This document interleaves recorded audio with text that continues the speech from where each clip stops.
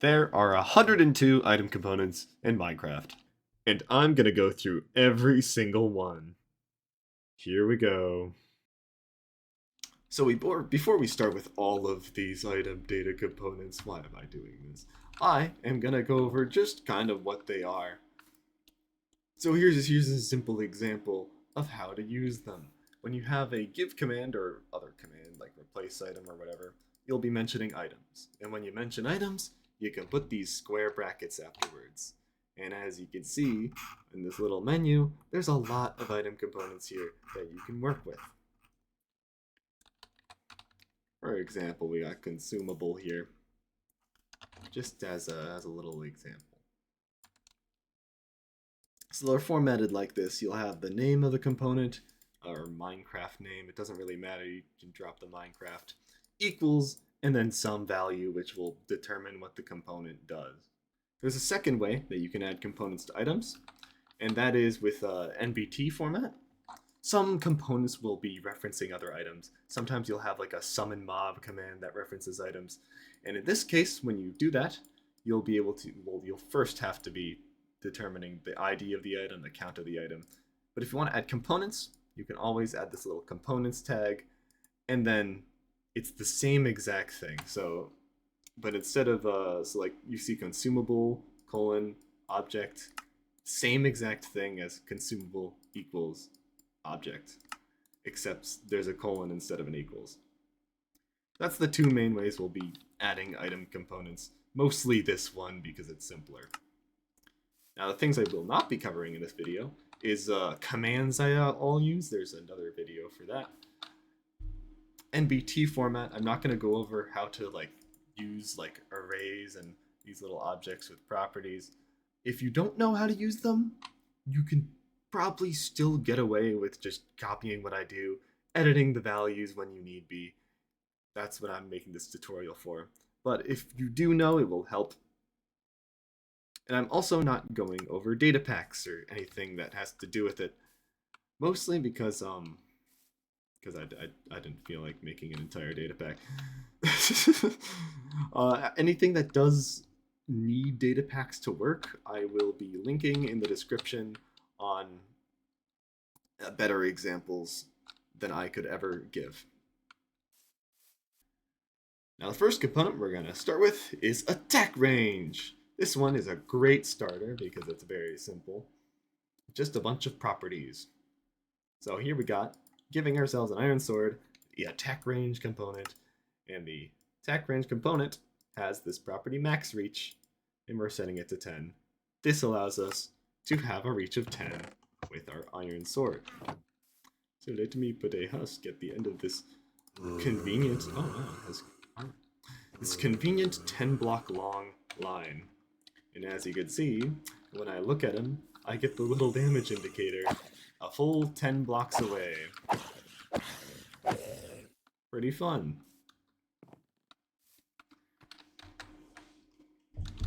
There's a bunch of other properties for this one. It's a little overcomplicated, but I guess it's fine. You have max reach, which is what I just showed you, the maximum distance you can reach. We have the minimum distance you can reach. So this sword will be able to hit from 4 to 6 blocks. No more than 6, no less than 4. And oddly enough, you can also set the creative reach as a different number. So in creative mode, I'll be able to reach 5 blocks to 10, 5 to 10 blocks. Hitbox margin is a odd one. I will show what that does, but it allows you to hit mobs without actually hitting them. It's a number from 0 to 1. You can't go over 1, sadly. And then the mob factor. The mob factor I'm not going to demonstrate here, but all it means is that if a mob is holding this item, what is its reach like?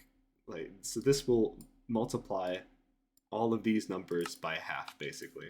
A mob will be able to reach half the distance than a player would. So let's go over it again. In survival mode, I'll be able to reach 4 to 6 blocks. That's 4 blocks, or 6 blocks actually, to 4 blocks. And if I go lower than 4 blocks, nope, I don't have the right sword. Okay, we'll try it again. 6 blocks, so that's 6 blocks, about. 2, 4 blocks. As you can see, I cannot hit it, even though I'm swinging, because the minimum is 4 blocks. But in creative mode, I can go a little further than that, with 5 to 10 blocks. So 5 blocks is the minimum, and 10 blocks is the maximum. Oh yeah, and the hit threshold, the hitbox margin, is a fun one because I can hit the husk like a complete block off. It's just kind of ridiculous. With the normal sword, you can't, as you can see. But a netherite sword, this hitbox margin allows me to hit the mob like way off. It's just kind of ridiculous. Next up is attribute modifiers. Ran out of space in the sign. Attribute modifiers allows you to basically have an attribute command, but it's linked to an item. Let me just show you an example. Here we have a Heart of the Sea with the attribute modifier. First we have to do the type of attribute we'll be modifying. As you can see, it's an array. You can do multiple modifiers at once if you really want to. So our first modifier is of type movement speed, so it will be slowing us down or speeding us up. We have to give it an ID. This is important because anything with the same ID as a different item will not stack. If I have 2 of these with the same ID, they won't just like do the same thing. I'll demonstrate. The amount that you're going to be changing your attribute by, and then the operation you'll be changing it with. This will add 0.1 to our movement speed. 0.1 is a surprising amount in Minecraft terms, so it's a lot faster than it probably should be. But this is 0.1 more movement speed.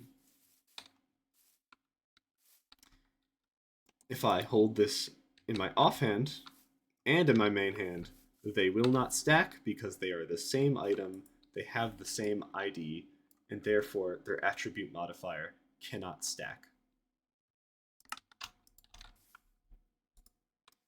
There's also a couple operations I'll show you. Here we have a bunch of items. All of them have the max health modifier. This will be increasing my max health by 6. A fairly obvious, you can see the hearts appear. These ones will both multiply my hearts. These will add multiplied base, which just means it will be this percentage more health. So one, that's 100% more health of your base. And then this final one will add multiplied total, which is adding 100% of my previous health again, but it's slightly different. So the add one adds 6. The multiply ones add plus 100% max health. And then this one also does 100% max health, but it also stacks with others. So if I hold these two, which are just adding from your base, it will only give 20 hearts per. But this one will multiply both my base hearts and the ones that have been added on, giving me 40 hearts. And all I changed with all of these is the operation. Everything else is basically the same.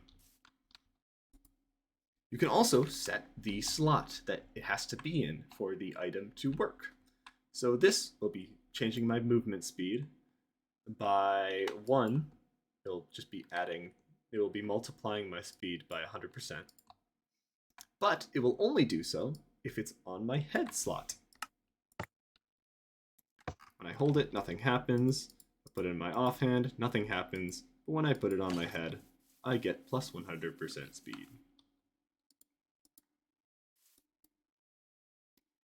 And finally, you can set the display. This little tip here says when on head plus 100 speed. You can change that or remove it. This iron ingot here will have a display type of hidden. So all it does is increase your movement speed. It's the same as the helmet, except not limited to the head slot. When I hold it, I'm much faster, but when I hover over it, there's no little tooltip. This one has a display type of override, which allows me to set a value of whatever text I want. This is the JSON like text format. If you don't know how to do it, sorry, I'm not going over it here. See like the telraw command from my other video. So you see it is text, super speedy. We got our super speedy text on when equipped. And that's all grand and good. Oh, yes, and slots, I forgot to mention. There's the slots that you could choose from for this little slot head is between these ones.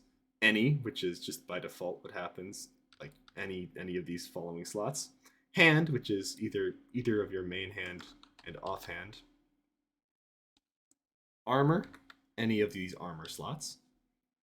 Head, body, no, sorry. Head, chest, legs, feet. Body is for horses and like dogs. And saddle is for saddles. Pretty self-explanatory. Next up is banner patterns. This allows you to add a banner pattern on a newly given banner. Like this banner here. I'm giving myself a white banner with the banner patterns of the following. We got an array of patterns. Each one has a pattern and a color. Simple. This one has the pattern border with the color of red, and then we're adding the pattern of gradient up with the color blue, and then we're adding the pattern of circle with the color of green, giving us this nice little banner. You got the border, then the gradient, and then the circle. You can see how they're overlapping like that. This also can be applied, this component can be applied to shields, giving you a shield with a banner pattern. Pretty fun. Now, if you want to actually find the names for these patterns, they're kind of hard to find. The best way to find them, in my opinion, is just using the data command. You can data get entity, the closest player, so yourself basically, and then do selected item while holding your banner that you want to copy. And this will allow you to see those banner and pattern names for any banner you make. And then you can put it into a command. Next up is base color. This allows you to set the base color of a shield, and only a shield. You take a color, a name of a color, base color, put it on a shield, and then you got that shield with a base color. Very easy one. Next up is bees, where you can put bees in beehives. This one can only be used on bee nests, the man-made hive block things. Bees equals an array. Each thing in the array will have your entity data and then some tick information. Entity data is just your entity data, so you'll have the ID of the entity, which in this case is a bee, and then other MBT data you want to put on it, like custom name. You could put anything in here, but I'm just showing custom name because that's simple. So this will contain a bee with a custom name of Jeffrey. Yes, you can put whatever entity you want into the beehive, but it will never come out unless it's a bee, so that's kind of sad. The two other properties are min ticks in hive and then ticks in hive. Min ticks is the minimum amount of time it will spend in the hive. That is 600 ticks. Ticks are 20 of them are a second, so this is 3 seconds. And then ticks in hive is the amount they've spent already, which is in this case 0. I don't know why you changed this, honestly. Best not to even define it because it's 0 by default. So when we paste this bee onto the tree, I'll remove Actually, there's a bunch of bees on in the tree, or I'm gonna remove them for a second. There we go. Simple, let's start simple. So there's a single bee in this beehive, as you can see in the little description. So when I place this, it will be 3 seconds, and then Jeffrey will appear. 1, 2, 3. Hello, Jeffrey. And yes, as you saw, you can put a bunch of bees in here, even past the limit. So we have 6 bees in this beehive right here. And so 1, 2, 3. Yeah. So that's pretty fun. Next up is block entity data. This one's a weird one. It allows you to change the entity data of blocks. So block entities are things like command blocks, signs, chests, beehives even are block entities. Although it only allows you to change certain block entities.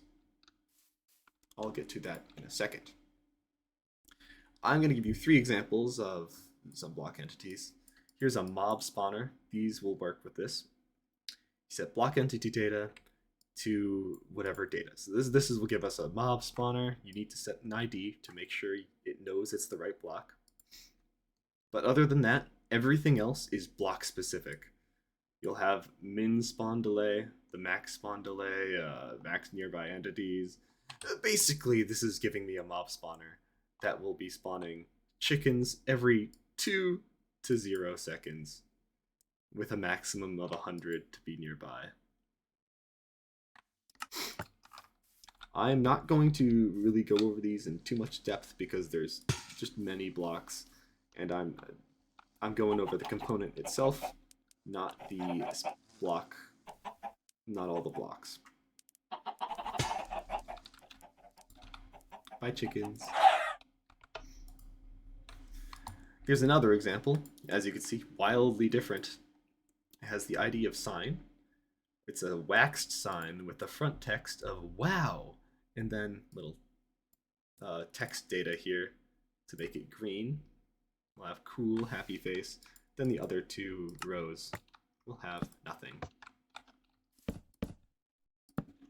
Then finally, a little example. You can use command block. So you can give yourself a command block with a command already inside of it, like say hi. And this one will automatically run. Fun. Now, as I said earlier, this only works for certain blocks. I don't have a complete list, but what I've seen is that if it has a component already, like there's a container component we'll get to, and the bee component, then you can't do it with this one. So you can't put bees in a beehive, you can't put items in a chest, because those components already exist elsewhere. This is for everything else, all of the side cases, like spawners and command blocks. Next up is block state.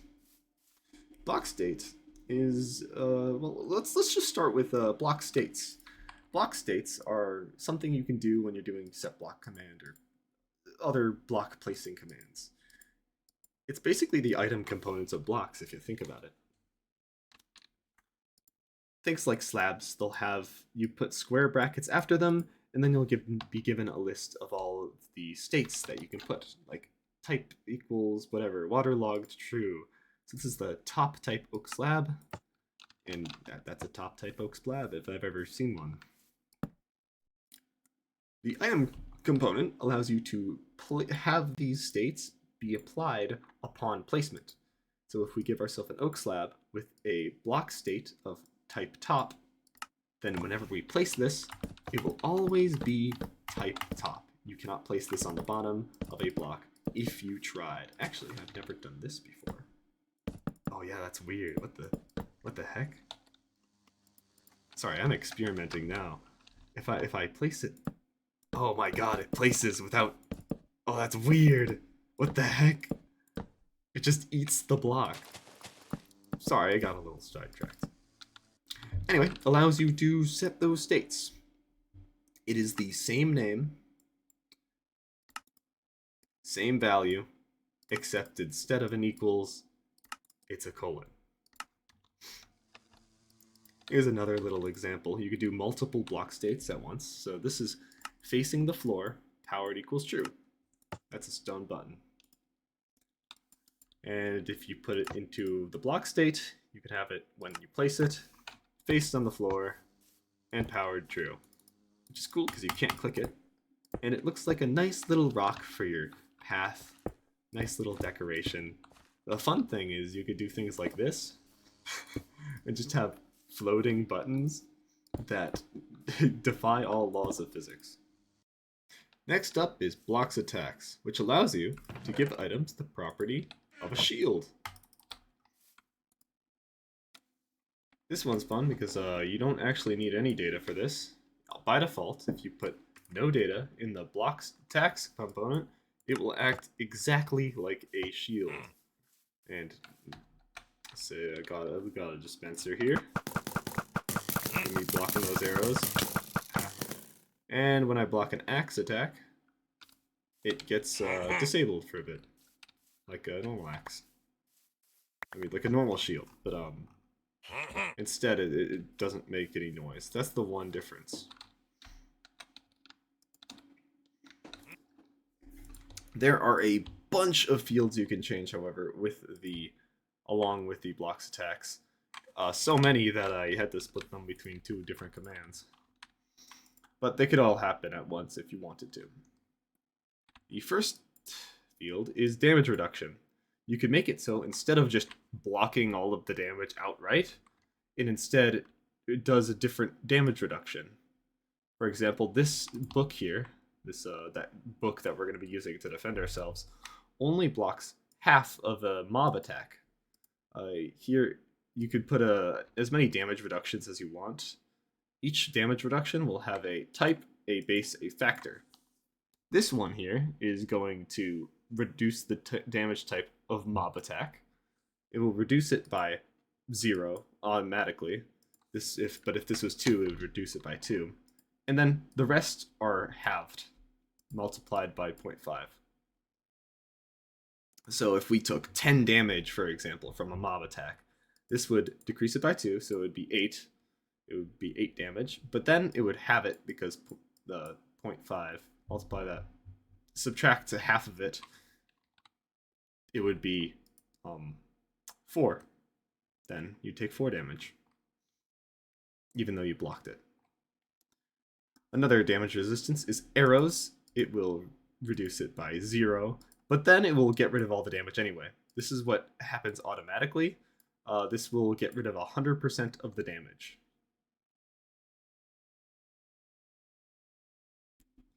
You can also change the sound effects of your shield. This book here will, when you block it normally, it will make a villager ha. And when the book is disabled by some attack, it will make a villager hurt sound. So let's test this out.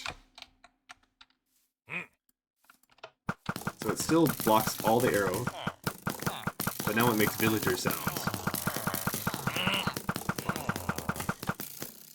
If I go up to this guy, you'll hear the villager hurt. And as you saw, I didn't take full damage, but I took half damage instead from the attack. Those things do so much damage, Jesus Christ. Now for more properties. There's also block delay seconds, which is basically how many seconds that you have to block before the shield ability kicks in. I don't think there's any vanilla normal comparison. I don't think anything actually does this. But basically, when I block, it will take 2 seconds for it to start blocking damage. You'll see, I'll show you. Then there's disable cooldown scale, which is scales the disable cooldown. So if I'm hit by an axe, it will, usually it's like 5 seconds, but now it's going to be 0.1 times that. So it'll be like really short, basically. Item damage is how much durability your item takes. So we have an iron axe here, which has durability. So when it gets hit, as long as there's more than 0 damage, if this was 10, it would have to be more than 10 damage, then I'm going to lose 10 durability. And also, this factor here will multiply the damage and also remove durability based on that. So, say I took 5 damage from something. Then, first it would remove 10 durability, because that's just what it does. And then it will also remove 5 times 2 here, so 10 more durability. So I'd lose 20 durability in all because of this little thing here. And then finally, there's the bypassed by tag field. This one took way too long to get working, but basically you put in a damage tag. It can't be a damage type. You can't put like arrow or something. It has to be a tag. Now, there are some built-in Minecraft tags, like Minecraft is projectile. There's Minecraft is fire. Minecraft goes past enchantments. There's even a tag for bypassing shields, which, yeah, bypasses shields. Either way, bypassed by will allow certain damage types to hit you even if they normally couldn't. If you have data packs, you can also make custom damage type tags, and that's how you customize this if you need more than just the vanilla. So it will take us 2 seconds to block, and we'll have barely a disable cooldown. Our item will take way too much damage, and it won't block against arrows. You see, no matter how long I block, it is not blocking the arrow attacks, because it just can't. I'm actually going to remove this arrow, because I want to show the other thing. The block delay seconds. So now this will block arrows, but it will take 2 seconds of blocking before it does anything. See? It took a bit. Oh. If you saw that, it took a bit for the axe to actually start blocking the arrows. Yeah, I had to like hold it out for like 2 seconds. Oh, yeah, and then the disable cooldown is much shorter. Look at that. Quick. Basically nothing, really. Next up is break sound. This is the sound your item makes when it breaks. I'm going to give myself a wooden sword with a break sound of the Minecraft Ender Dragon ambient. And I gave it a range of 10, although I believe... Correct me if I'm... I'll just do that later. No, I'll do it now. If you don't care about the range, you can remove that and just have the name of the sound there, and it will still work. I also have a damage tag. We'll get to that later. It's another item component. 1 and 2. Dragon sounds. Look at that.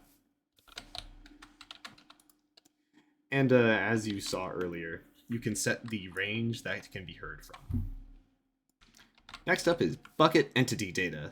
This one's a weird one too. It's kind of like block entity data in a way. It allows you to add NBT data to your bucket, your things in buckets, like this bucket of salmon here. It will now have, when I spawn it, it will have no AI, which means it just won't move around. It won't do anything. It will just sit there and do nothing because it has no AI to do anything with. Here we also have a axolotl bucket, and we are setting its health to 1. So this will spawn axolotls with only 1 measly health. Very sad. Poor axolotl. I feel bad now. Bye, fish. The one downside to this one is that you can't do things like set entity variants. You can't set specific axolotl variants here. You can't set the size of the salmon. It's kind of sad, really. You can only do like really general stuff like health and AI, no AI. Yeah, so it's kind of a lot more useless than you'd think. We'll get to variants later. That's like at the end. Next up is bundle contents. Allows you to give yourself a bundle with contents. See this bundle here? See this bundle content? It's an array, so you could put whatever amount of different items. Our first, each item is just the normal item format. You can do IDs of diamond, count 4. So this will give us a bundle with 4 diamonds and then 2 grass blocks. Boink! Look at that. A bundle with 4 diamonds and 2 grass blocks. Beautiful. But the fun thing with this command is that you can actually overfill bundles. We can give ourselves a bundle with stone. It has 32 stone, but it also has 64 stone. So we can give ourselves a bundle with more than 64 items, which is pretty cursed. If you take it out, you can't put it back in. It doesn't increase the bundle size, sadly, but you can overfill it. And I'm sure you could do plenty of other goofy stuff like this, which is impossible with normal bundles, because when you put stone, it will automatically stack like that.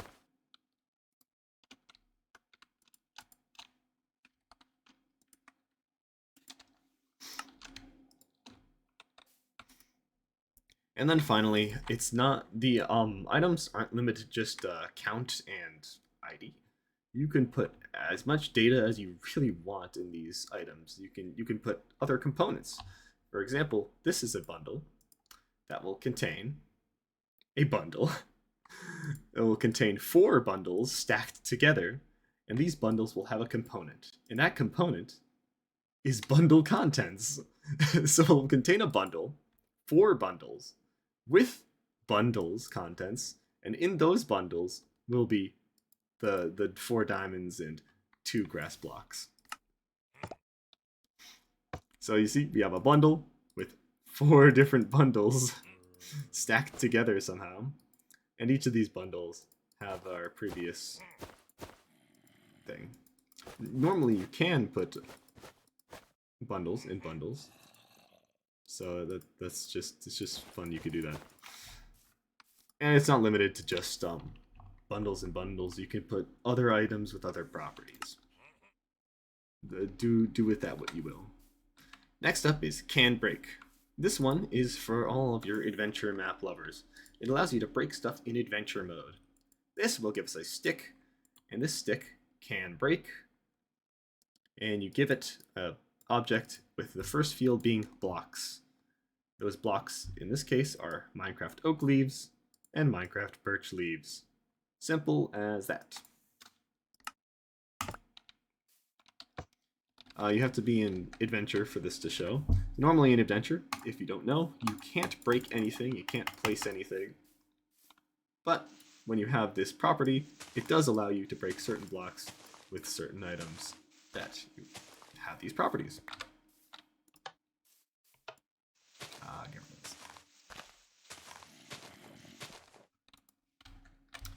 A weird thing you can also do is have it only able to break certain states of certain blocks. So this will give us an iron axe that can break oak slab, but those oak slabs have to be of the type top. You can go back to block state, one of the components from earlier. But basically all blocks have different states, like this oak slab with the state of type top. And if I take this iron axe and go into adventure mode, you see I can't break any of these blocks, these slabs, but I can break the slab on the top. Not sure why you'd use this second part of it, but you can, so have at it. Next up we have can place on. It's very similar to can break. It allows you to place blocks in adventure mode. So this will give us a spruce sapling, which we can place on either blocks on mycelium or podzol. It's just an array of those little block IDs, and make sure to have the blocks field on the thing. Boop. So if I go into adventure mode, I can't place this anywhere but Podzol and Mycelium. Now, can place on, like the can break, you can specify a state. So you can have it so a block can only be placed on top slabs, not bottom slabs, or other block states like fences. You can only place it on fences that are like this. You can't place it on corner fences or something. You can do that with this can place on command. But can place on also gives you another really strange option that is kind of buggy. And that is you can set an NBT. So you can only place this item, this lantern here, you can only place it on a decorated pot that has a certain NBT, and that NBT in this case is item redstone. This NBT changes based on block, but pots have an item, and you can set it to anything. Now, as I said, this is kind of buggy and doesn't really work that well, but I will try my best. If I were to put stone in this pot, I won't be able to place the lantern anywhere on it because it contains stone, not redstone. Doesn't work. But if I were to take a redstone, lob it in there, I should, with enough struggling, be able to place, there we go, be able to place the lantern on this decorated pot. As I said, is a little buggy. Maybe this is just a bad example. I don't know. A good example would be, maybe I shouldn't have used a pot in like a chest or something. Either way, it allows you to place blocks on certain NBT in blocks as well. Next up is charge projectiles. That's the longest name yet. This one is gotta be one of my favorites though, because it allows you to charge crossbows. Very, very simple, very innocent, right? We're gonna give us a crossbow, and the crossbow is gonna be charged with some projectiles, and that projectile will be a spectral arrow. See, this takes an array, so you can put multiple. I'll get to that. So we have a crossbow with a spectral arrow in it. Boop. I missed. You saw nothing, actually. There we go. Look at that. Beautiful. Now the fun part is that you can place as many arrows as you want. So here, I have 30 arrows in a giant array in the loaded component, in the charged projectiles component of this crossbow. So when I hover over it, you see the 30 arrows just chilling, you know. I'm sorry, zombie. And so, with 30 arrows, it shoots 30 arrows. And it's really satisfying. Especially shooting it in the air. Like, look at that. Beautiful. Amazing. Which, just a side tangent. I was curious how multi-shot worked. And it's not about the projectiles in it. Multi-shot, I enchant this with multi-shot, doesn't increase this thrice-full. It's still going to shoot 30 arrows. But instead, it's in a line instead of a concentrated cone, which is kind of interesting. Look at that.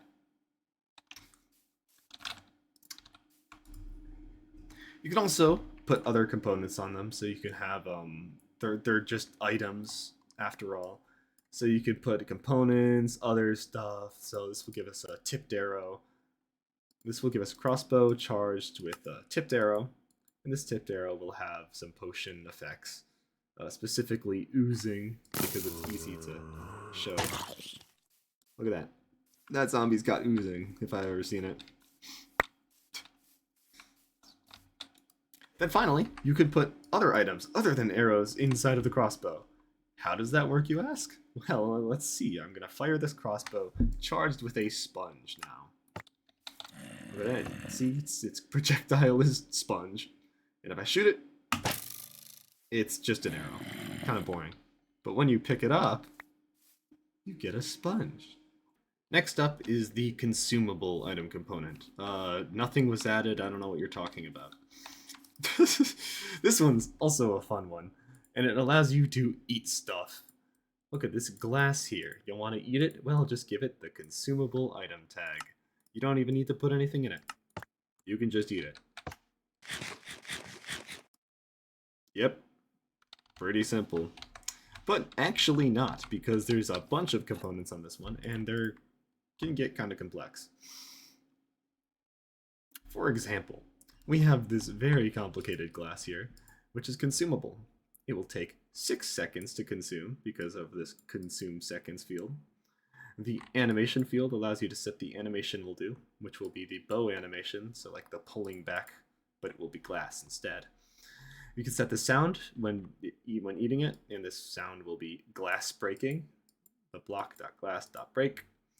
And has consume particles is whether it shows particles or not. Normally it does, so I'll turn this to false.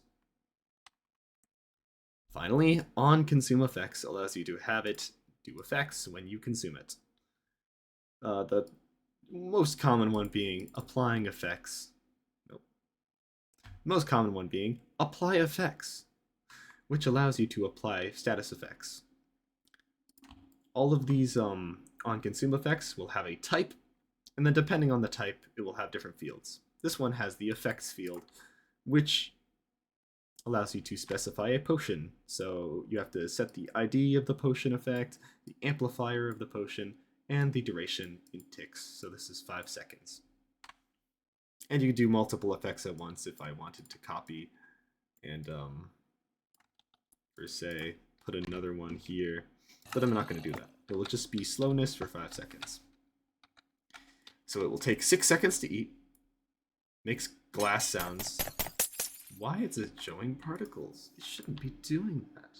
Oh, that's because I canceled it. You saw nothing.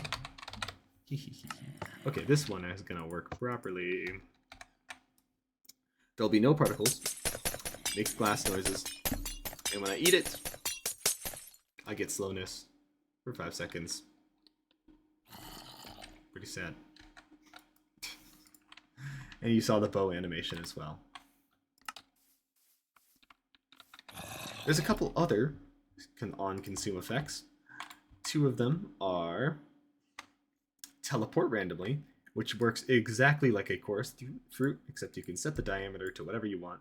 This will teleport me in a diameter of 32 blocks, so we'll see where I end up.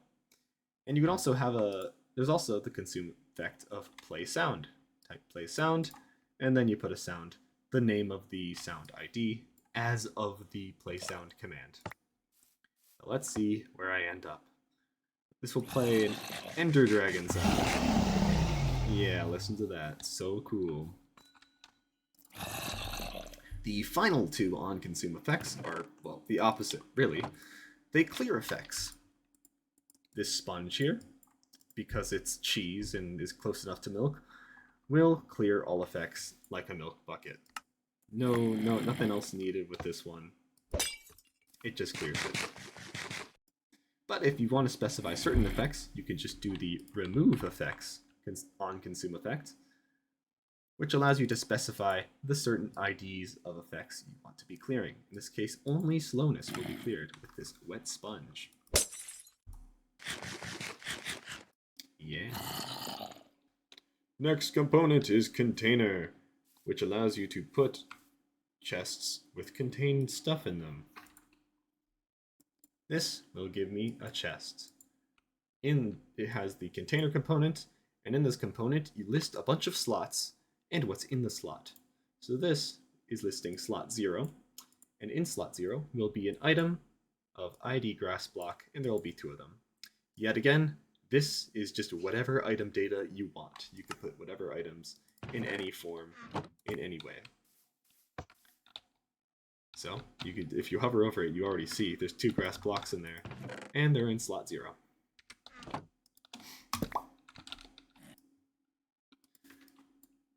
And as I said earlier, these are just random items, so you can put whatever data you want in them, like our 30 arrow crossbow, as from earlier.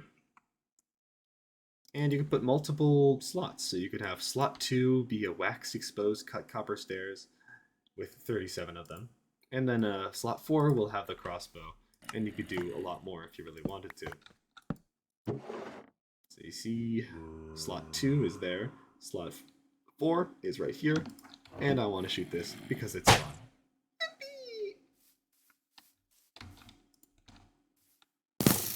Next up is container loot, which allows you to set loot tables for your chests, or containers of any type, really. Same goes with the last one, really. We're going to give ourselves a chest here with container loot, and that loot table will be entities witch, which is just what witches drop, really. So when you hover over it, it says question mark. Who knows what's inside? It's just a bunch of witch drops. Kind of boring, really. You can also set the seed of it, so you can have container loot.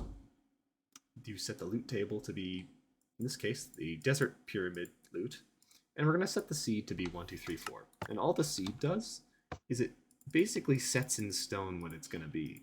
Even though it's random, what the loot table is, we know every time we place this barrel, it's going to have the same random assortment of desert temple loot. And, fun fact, you can make your own loot tables in data packs. So if you want to make something custom, a custom loot thing with this command, then just use data packs. I figure it out. Look it up. Next, custom data. This one's an unusual one, but I really like it. It doesn't do anything. It allows you to put custom data that means nothing. This will give me some string with the custom data of sad. Look at that. It's so sad. But this doesn't actually do anything. Ignore that. That's for later.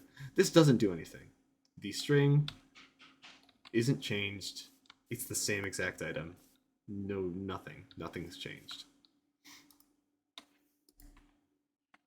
You can also do basically anything with this. It's as long as it's valid NBT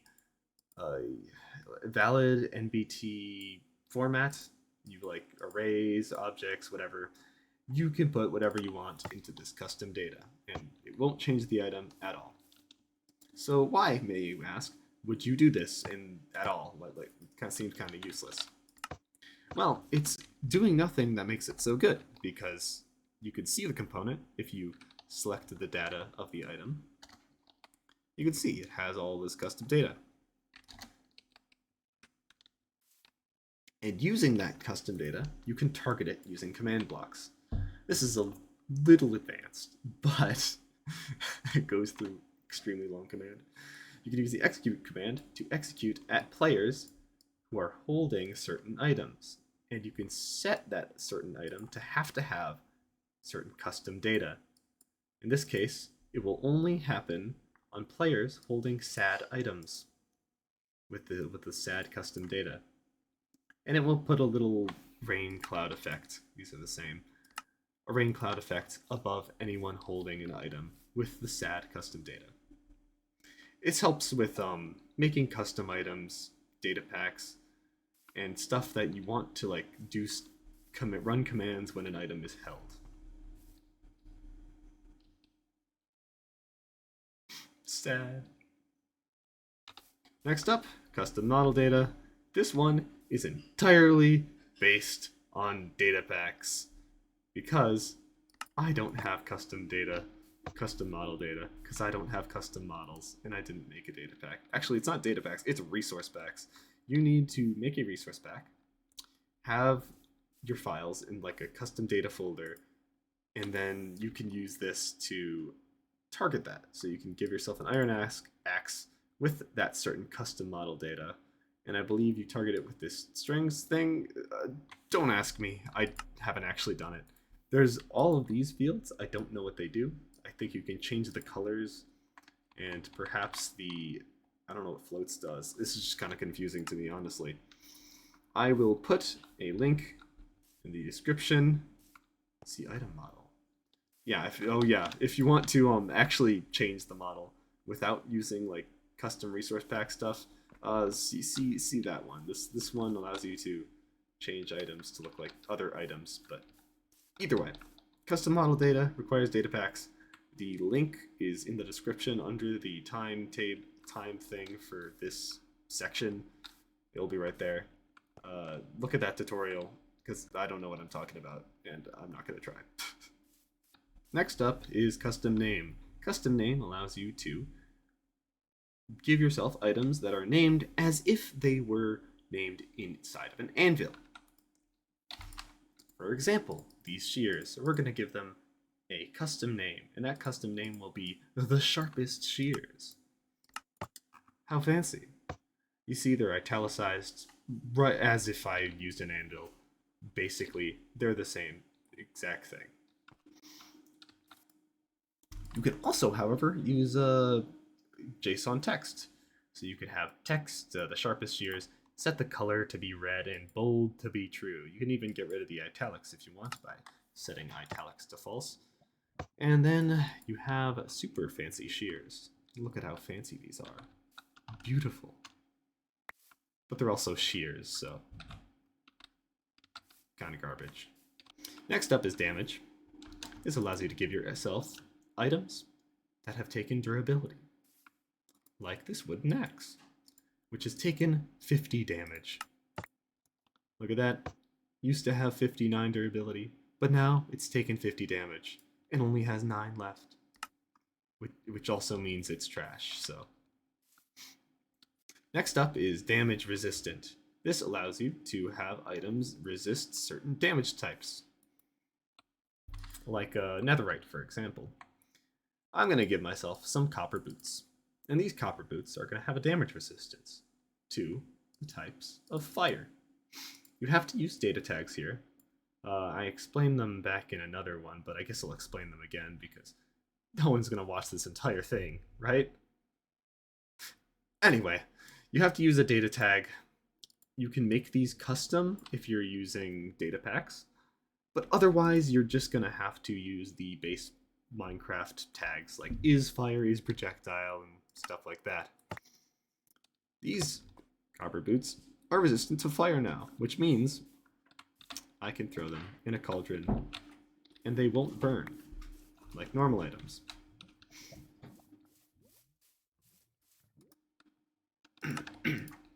Another fun thing is that this also helps it resist durability, like this copper helmet.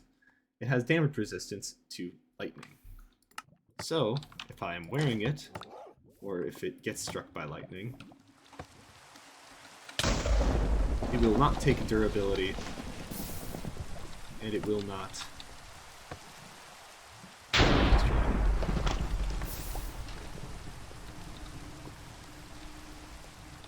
Next up is death protection, which is just the totem of undying. I'm going to give myself a sponge, and this sponge is going to save my life.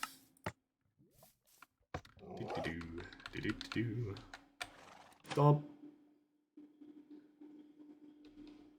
Should not survive this. But I do, because of the magical sponge. Kind of ridiculous. Now you may have noticed, unlike a Totem of Undying, it did not give me any healing, fire resistance, or really anything at all. And that's because, to do that, you have to use the death effects component, which allows you to add a variety of death effects. These are the exact same effects, mind you, as the consumable. So if you want to know all of them, go back to consumable. Here's 2 of them, just for example's sake. This will when I die with this item, it will teleport me randomly in a radius of 4, diameter of 4, and it will also apply some effects. Those effects being fire resistance with a duration of 5 seconds. I go a little more into depth of how to set this one up, but in consumable, so I'll just do it here and demonstrate. When I die, I teleport and get fire resistance. 10 seconds, I believe it was. Which sadly isn't enough. Next up is, in my opinion, fairly useless, and I have no idea why you'd ever use it. But it is debug stick state. This is the debug stick. If you've never used it before, it's pretty useful. It allows you to change certain properties of blocks. And to do that, you right-click to change the current property. And by default, your stick will be selecting east, so you'll be selecting the east property for this, and the amount of candles for this. And every other block has their own properties that I'm not going to get into. This command allows you to set that default to something else. So by default, I'm changing east. By default, I'm changing the amount of candles. You can change it with left click, of course, if you wanted to. But that's not the point. We want the debug stick to be something else by default. And so we will do that. This debug stick will have the debug stick state. And first you define a block, and then you define the type of thing you want to change about it. So we got oak fences, waterlogged. And our white candles will affect the lit property. So now when I right click for the first time, it will change the lit property instead of the number of candles. And the waterlogged property instead of facing east. Again, kind of a useless one because you could just change it by left clicking anyway, but you do you. Next is dyed color. This allows you to dye things that can be dyed, like leather chest plates. This will give us a leather chest plate with the dyed color of this, which is hex code for green, apparently. Look at that. It's a dyed leather chest plate. You can also use this for wolf armor. So we got some wolf armor. The dyed color is set to a large number here. There's three main ways of defining color. The first is this hex code here, which is a little easier to read for those who know how to use it. This one is the least readable because it's just a number. And it's a dark blue color. Look at that. And then the final way is probably the easiest to read. It is three numbers. The first is the amount of red, the second is the amount of green, and the third is the amount of blue. This is leather horse armor, because you can do that.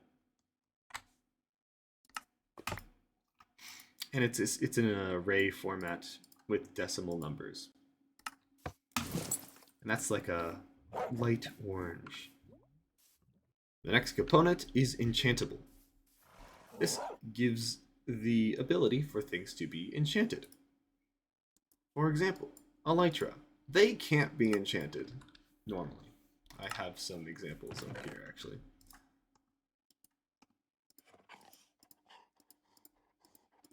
But this is a normal elytra.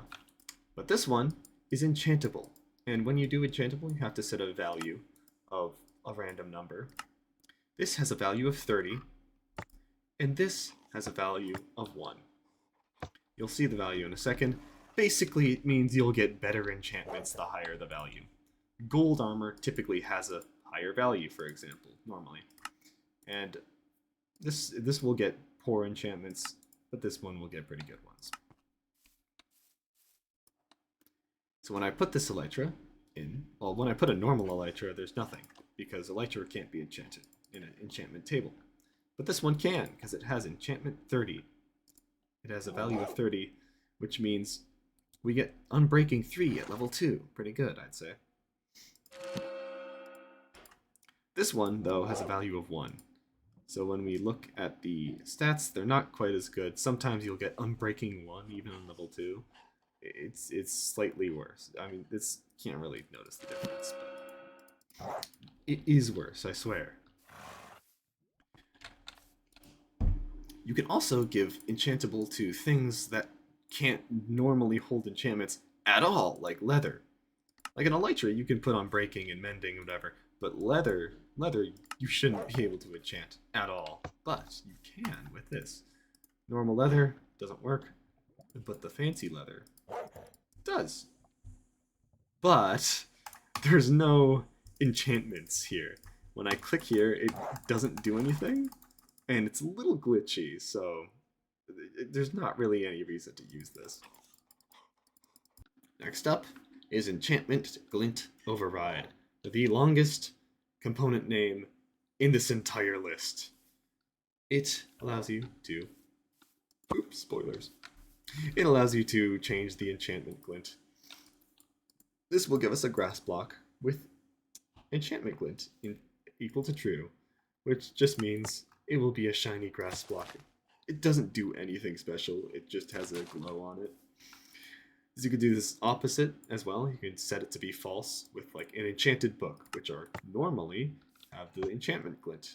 But this one is kind of boring, honestly. It's kind of weird looking at it without the glint. Like you never see this texture by itself. So that's pretty neat.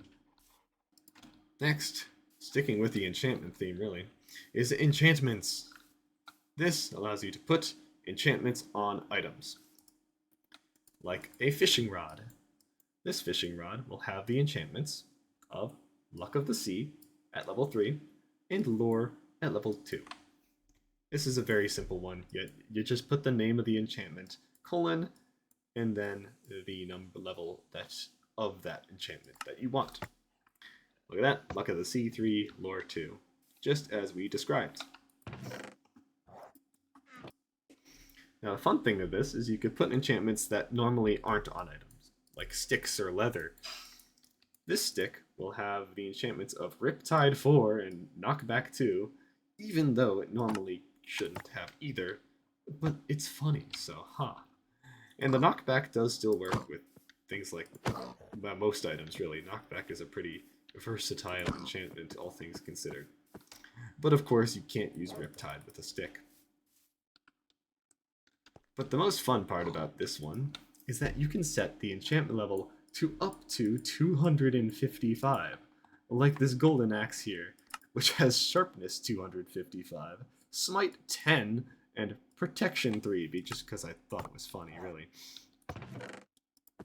The UI kind of glitches out after a certain number, so it just says enchantment.level.255, but that doesn't stop it from having the effect. And you can 4-shot a warden. Next up is entity data, which allows you to have whatever item that spawns an entity spawn completely different entity data. Spawn with completely different entity data. For example, you can give yourself an armor stand that, when summoned, will summon an armor stand that is small. So when I summon this, it's small. Pretty cool. Now, as you may have noticed, you have to set the ID of what's being summoned. And so, you can technically give yourself a zombie spawn egg that summons a ID skeleton with whatever data you want. Look at that, zombie spawn egg, but it's spawning a skeleton. And you could put whatever entity data here. There's almost no limit, I think. You could put any entity data that is normally in an entity. So just doing like the data get entity at n type equals not player. So we're gonna get the data of that skeleton, I think. Yes. I think that's the skeleton. That's the skeleton. You can change almost any of this NBT data using the entity data, including things like cat variants. So we can give ourselves a cat spawn egg that will spawn a cat of variant black. What? Oh, yeah. So we can spawn it. Every time we use this, it will always spawn the same variant of cat. And you can even do things like oak boats. Oh shoot, it doesn't work. Now, I've been looking for the limits to what kind of thing you can spawn, and I think I've discovered them. So as you see here, you can summon item frame. Like when you normally have an item frame, this is technically summoning an entity, an item frame. And if you set the entity data to be ID zombie, sadly, it doesn't work. Very sad. And I believe, because I also tried it with cats using an oak boat, it seems like things like armor stands, boats, item frames are different than normal entities and therefore cannot work that way. But for some reason, you can have a skeleton spawn egg that spawns an item frame, which is a little odd, a little unfair, I'd say. Although the item frame is always facing a single direction, so I think that has to do with it. Next up is equippable. This allows you to equip items. This will give me a redstone, just redstone dust, but it will be equippable in my head slot. Boop. Look at me go. I have a little redstone hat. Most items will actually display if they're on your head. Like blocks, they will just cover you. I think I have an example here. So if we can give ourselves some glass, equipable on the head, and we can also set an equip sound. So we have the slot head, and it will be, when it's equipped, it will make the sound of a barrel opening. You hear a barrel open, and as you see with blocks, it just goes over your head like this. If I were to do grass, you wouldn't even be able to see my face. But by default, it just uses the normal equip effect.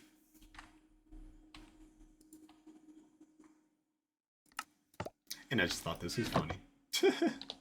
Because you could see my glasses through it. This also works for armor stands as well. So you can equip all of these fancy equipable items onto your armor stand, no problemo, and they make the same noises.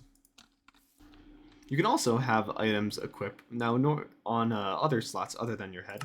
This will not show up normally. If I were to change one of those to legs or chest, it wouldn't show up on my person.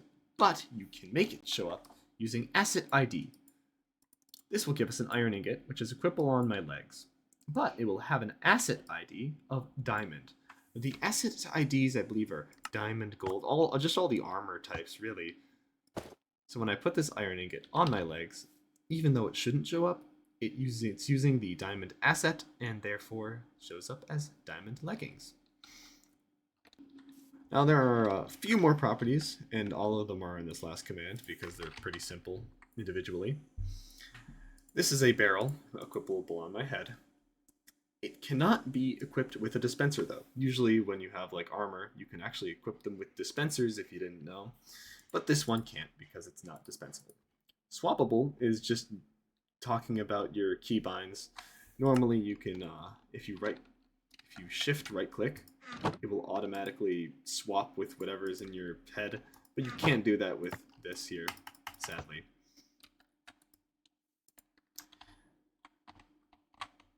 Equip on interact means if you interact with another entity, can you equip this item on their head? This will allow me to do that. And can be sheared means can it be sheared off of another entity.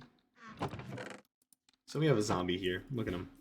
Because it's equipable on interact, I can just put this barrel on the zombie's head. And because it's also shearable, I can also shear it off the zombie's head. Pretty fun. And as I said earlier, you can't swap it out with whatever, you just have to do it manually. Not sure why you do that, honestly, but you can.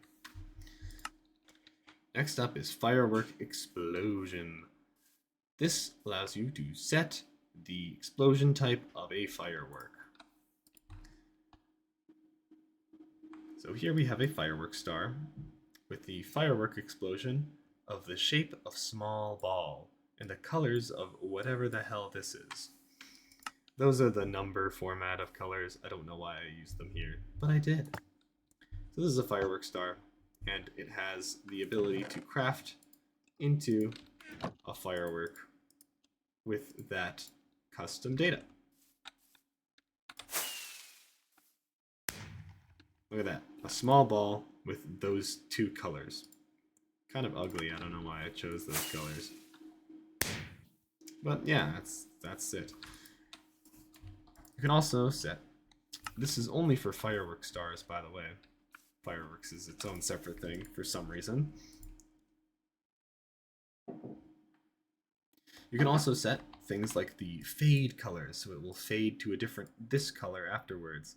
You can have it make it have a trail, make it twinkle if you really wanted to. And all of the properties of firework, I think those are it. I may be missing one, but you can see those on the wiki. So it has a trail, it fades to a different color, and it's a star and all that.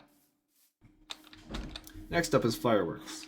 It's the same exact thing, but instead of firework stars, you have an actual firework that you can use. Don't know why you'd use the other one, honestly. This will give me a firework rocket, and the fireworks will have a flight duration of 2. And the explosion is this data here, and this data here just so happens to be the same exact thing as the other one.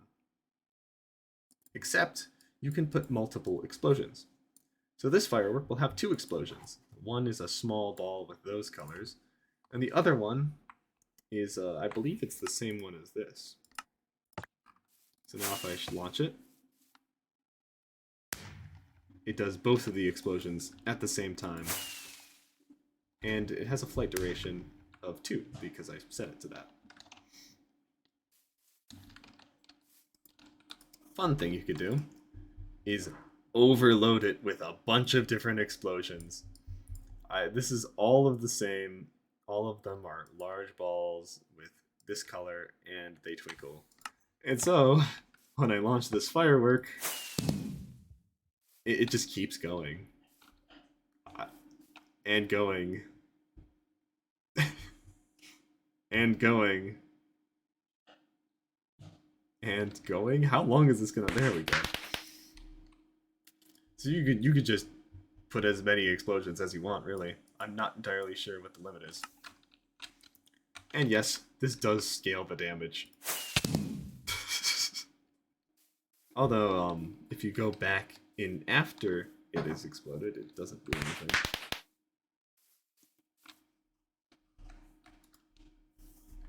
Finally, you can set the flight duration to be, well, whatever you want. This one will have a flight duration of 20, and this one has a flight duration of infinity. It will never explode. Here, I believe, yeah, I got a little barrier thing to show the firework. This has a flight duration of 20, so it's just gonna be there for a while.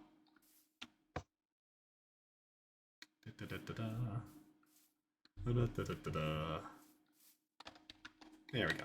Flight duration of 20. Just kind of excessive, really. And then this one has a flight duration of, oh wait, 255. Does that mean it will eventually go away? I don't really care. Next up is food. Now, consumable was all great, but it doesn't actually give you any hunger back when you eat it. This one only works alongside consumable if you're using most items, or you can just change the food of an existing food. Like this apple here, we're going to have it be a lot more nutritious, give you a lot more food, but I think this is a lower saturation than a normal apple. So if I give myself some hunger and wait a little bit, this will give me back 8 food chunks, a lot for an apple. So even if you put the food property on an item, it will not make it consumable, no matter what. You have to use the tag. And this dirt, because eating dirt is very healthy, trust me, don't actually do that. We'll have a nutrition of 8, saturation of 2, and you can always eat it, which means no matter how hungry I am, I will always be able to eat more and more dirt. Unlike most foods, which you can't eat if you're full. Next property is glider. This allows you to have things work exactly like an elytra. This will give me a feather, which is equippable on my feet, using the earlier equippable thing, as you can see. And then all you need to do is have glider. There's no properties for it. And I just wanted to make this one fancy, so I gave it a custom name. So now, if I go on top of this diving board, equip my feather on my feet, I can fly. Oh shoot, I'm in creative mode. There we go. Kinda looks cursed because I don't have wings, but I'm gliding anyway. Next is instruments. This one only works on goat horns. Very sad, but it allows you to change the song that it plays. This will give us a goat horn with the instrument feel. Look at that. It's a goat horn. Now all of the choices are basically the same as all the goat horns. Dream, yearn, whatever goat horn name, I don't know, they have some strange names. If you try to use it on something else, it won't work. But you can also, along with the instrument, change the description right here. See that little description? You can change it to be whatever you want. You can even change the sound event to be something else. You can make it, in this case, be the bell sound. And also change how long it can be used and the range it can be heard from. So we got Bing Bong, our custom description for that goat horn. When I play it, it will be a bell, and it has a very, very short duration on using.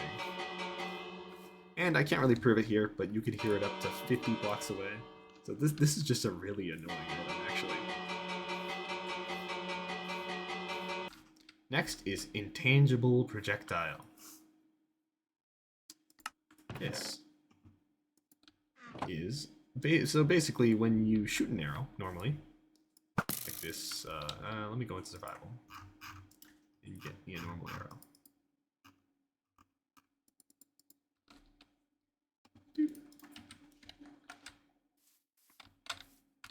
Normally, when you shoot arrows in Minecraft, you can pick them right back up. Look at that, got my arrows back. Intangible makes it so you don't pick them back up. So it says intangible, put these away. When I shoot it, I can never pick it up again. This is also what happens in creative mode, actually. You shoot intangible arrows, so you can't pick up arrows fired in creative mode. That's all this one does. Next up is item model. This one's a fairly useful one, actually. It allows you to change the item model. So this will give us a flint and steel, but we're changing the item model, and we're going to change it to be a torch. So it has the name of flint and steel. You can see it's flint and steel by the ID, but it just looks like a torch for some reason.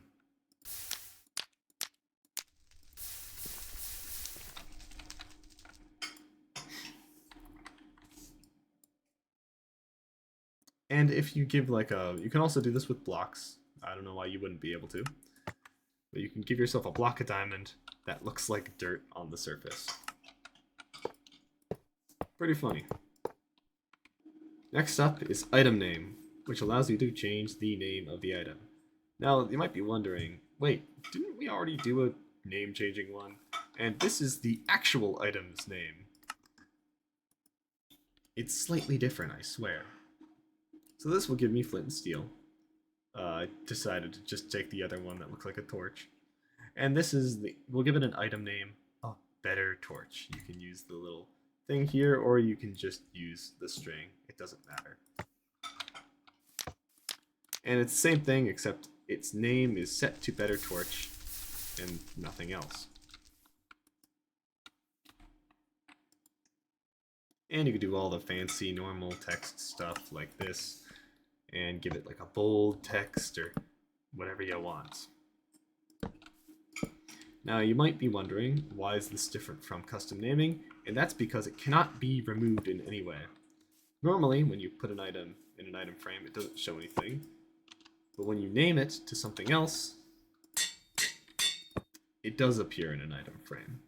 But because it's the actual item name and not just a custom name, it doesn't appear. And if we are to reset this name, it resets to its original item name, not just torch. So it's just a slightly more foolproof version of custom name. Next up is jukebox playable, which allows you to make an item into a music disc, like this here gold ingot. This gold ingot has jukebox playable, and you give it a name of any disc, and when you play it, well, you just throw it in a jukebox, and it will play that. It's my jam.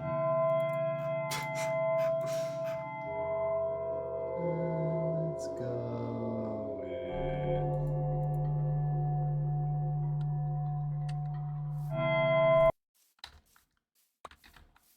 Let's do a better song than that, come on. Yeah. Yeah. Next up is kinetic weapon, which allows you to turn any item into a spear. Here's a wooden sword, we got kinetic weapon on it. First is, well, there's a bunch of properties for this one. First is delay ticks, which is how long it takes for, let me get a spear, just to show an example. Delay ticks is how long it takes for your spear to go down and start being effective. Damage conditions. There's a bunch of different damage conditions, I believe. But this one's just normal. Damage conditions are the conditions that you need to actually do charge damage with the weapon.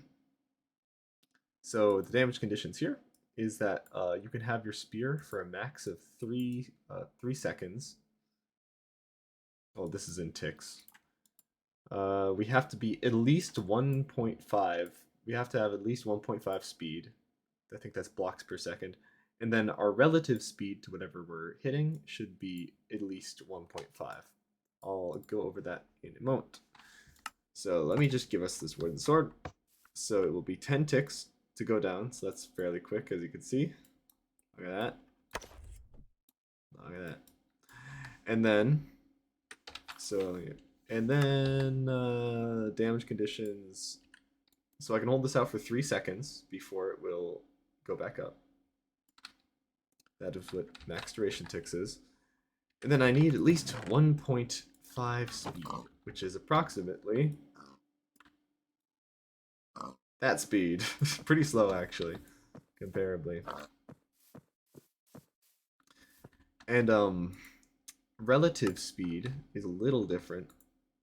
It's hard to really showcase here, but min speed is how fast you have to be in general, like compared to the world. Relative speed is compared to the mob you're attacking.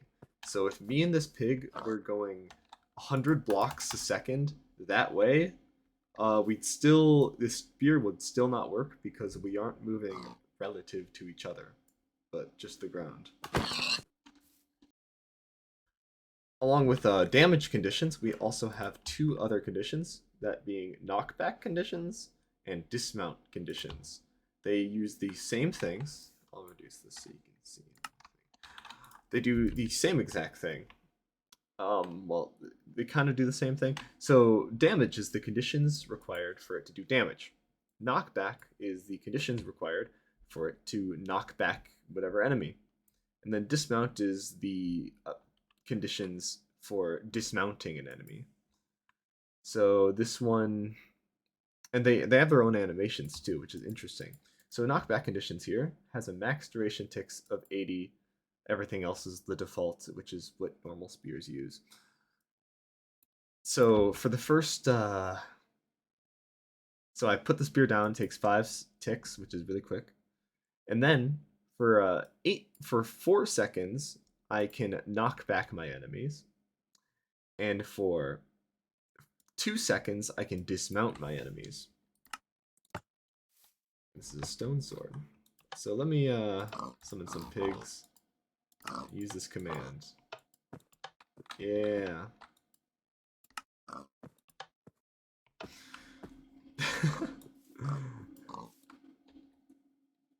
So you'll see there's a couple animations. This has no damage. This will not do damage because I didn't specify it would.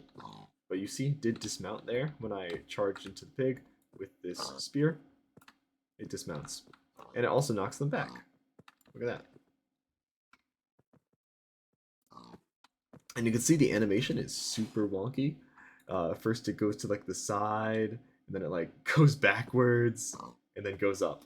And each of those animations corresponds to a specific condition. So because this has no damage, it never really points forward. But it does start by pointing like up. And then you could see after 2 seconds it goes to that, and then the 4 seconds it goes to that. The animations are just an aesthetic thing, but I thought it was interesting. Then finally, with this, you can add sounds and other stuff. There's a lot of properties here, actually. So, the damage conditions, those are pretty normal, I think.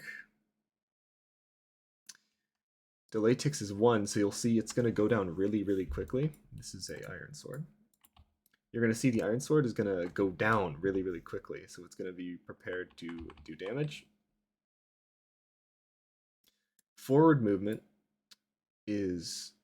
Oh, yes, forward movement is funny, because it is how far your item moves forward in your hand. You will see what that is. Damage multiplier is how much your speed is multiplied to the... how much your speed is multiplied when doing charge damage. And then finally, there's 2 sounds. One for just using it in the first place. This will make a armor equip sound. And then the hit sound, when you actually hit something, will make an anvil sound. So first, it goes down immediately because it has a super low delay tick. And now, if I hit this pig, it does tons of damage because the damage multiplier is 100. And what else was in this command? Ah, yes, forward movement. Forward movement is just an aesthetic thing again. There's a lot of aesthetic things with this one. And you don't see it here. But if I am to go into third person, you will see the sword goes out 1 block because of the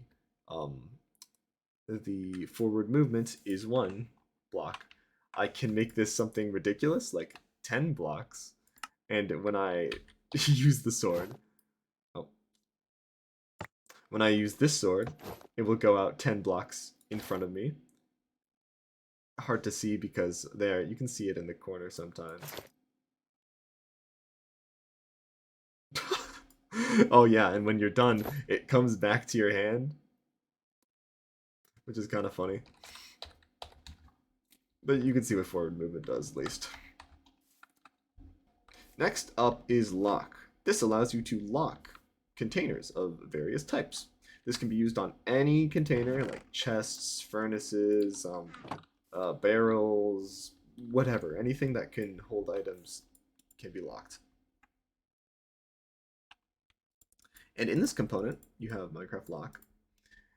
And you just have item, like an item define. You define an item. It's like an item predicate or something, but as long as it has the item NBT, you're fine. For example, this, all it requires is that the item has the component of custom name, and that custom name is furnace key. So I have 2 items in here. They're different, but they both have the name of furnace key. Therefore, I can open this furnace with them. Normally, you can't.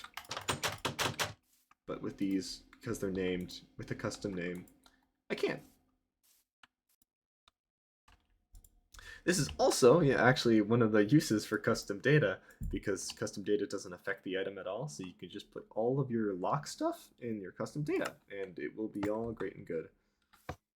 Like this barrel here, which needs to be unlocked with our previous string creator. This was back in when we did the custom data component. You can go and look at that. But basically, custom data doesn't do anything, but it can be used for locks. That's the thing, you can use it. No, there we go. And we got it back. So here's our Oh, I forgot to disable. Yeah, go if you want explanation, go back to custom data. Anyway, just ignore that. It can open up the barrel because it has the proper custom data needed. And if you want to, this is probably important. I don't know why I didn't include it. If you want specific items, let me go back here. If you want only specific items to open up these locks, then all you have to do is put in items here, and then whatever item, iron chain. There we go. So now this furnace will only work with iron chains instead of amethyst. And another thing with lock, just before I move on, it's not limited to just like items and components. You can use like any item data ever, like anything, like not just component, like how you can have it so you need a certain amount of items by using the count property. There's a bunch of other stuff, but I'm not going to go over all of it. Next up is lodestone tracker. Lodestone tracker. Lodestone tracker. Anyway, lodestone tracker allows you to give compasses lodestone tracking. So normally when you have a compass, like usual, you can right-click a lodestone to make a lodestone compass. This allows you to just make that by default when you give yourself an item. So we're going to give ourselves a compass with a lodestone tracker, targeted, and then you set target at a position, and that position has to be in this weird thing. You kind of just have to memorize this. If you want to think of it, it's an array, square brackets. You have to do a weird I semicolon, but after that, it's just 3 numbers, comma separated. Again, don't know why this is so weird. But this is just the coordinates, so x, y, z of your lodestone. And then you have to set the dimension so that it works properly. And this lodestone compass is tracking a block right there at 7, 18, negative 159.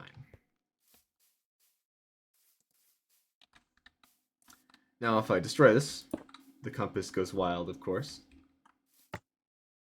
And if there's no lodestone there, and you give yourself a compass pointing at it, it will also go wild and not work.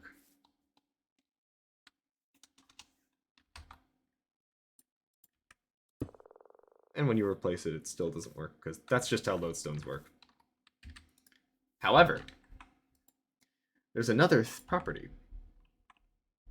So those previous ones were in the target section of the lodestone tracker component, but after target you can put tracked as false. This allows you to have a lodestone compass that doesn't point at a lodestone. So I'm giving myself, I set it to track to be false, so now it will no longer track if there's actually a lodestone there, and it won't care. It will just point there no matter what, and even though this is not a lodestone, it's chiseled stone brick, the lodestone compass will still point to it because I set tracked to false. Next up is lore, which allows you to put lore text on your items. There's well, I'll show the simpler way first, but you can either use a JSON text like normal, or you can use just a string. But either way, you have to use, when you use lore, it has to be an array, so you have to do square brackets. And then after that, you could put whatever amount of strings you want in there, and or JSON text like here. So if I give myself this bread, it will have the lore, fear the bread, for it yearns to take over this world. Look at that. It's a nice little purple text there. That's the lore. That's the lore of the bread.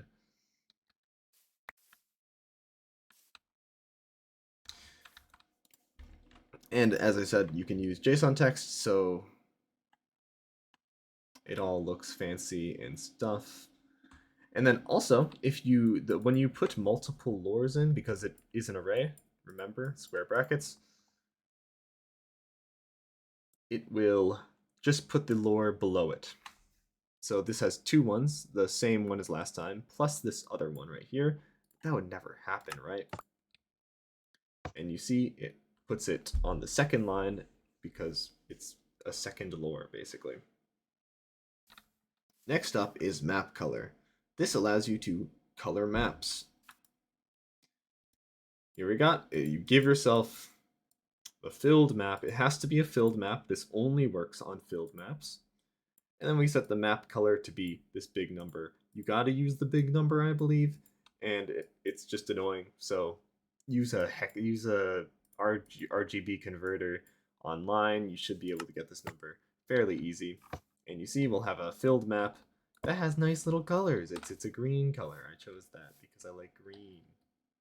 Very obviously. What's this?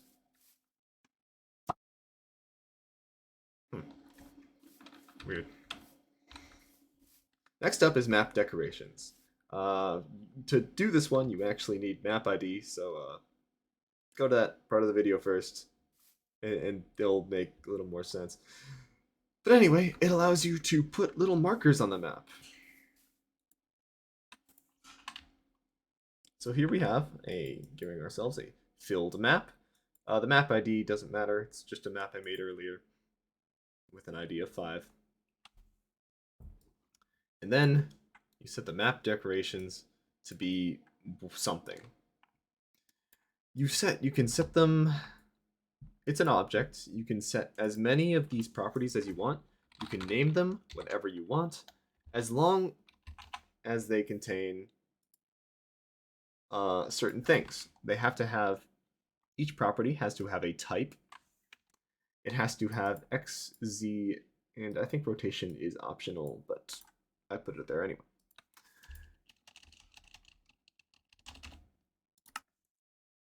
So each property has a type. That's just the symbol it's using. This one's using the village plain symbol.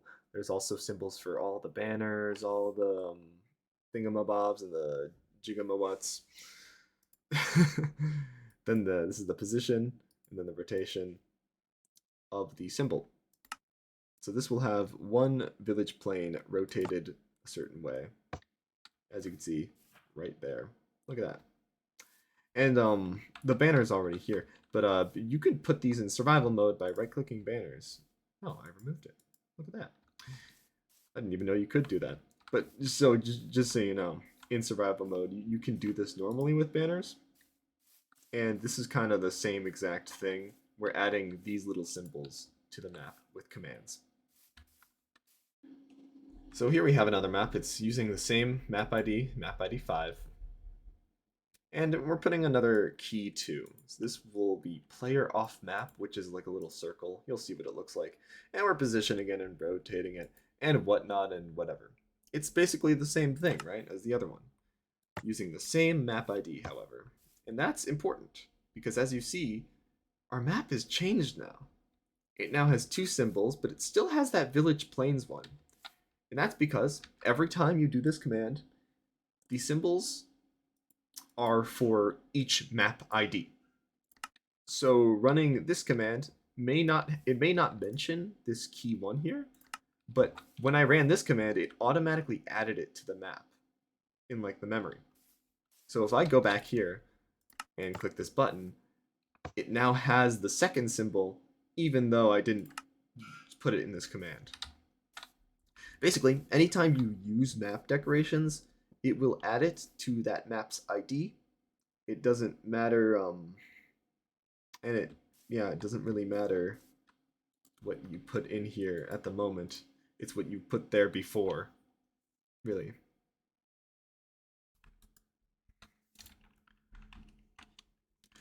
But so let's add some more decorations and show a little more. There's just a couple more types. We have red X here. Look at that. Yeah, it's a red X. And there's plenty of other types and such. Now what happens if I overwrite something like this? So we've been using a bunch of, as our properties, we've used key 1, key 2, and key 3. But what happens if I were to redefine key 3?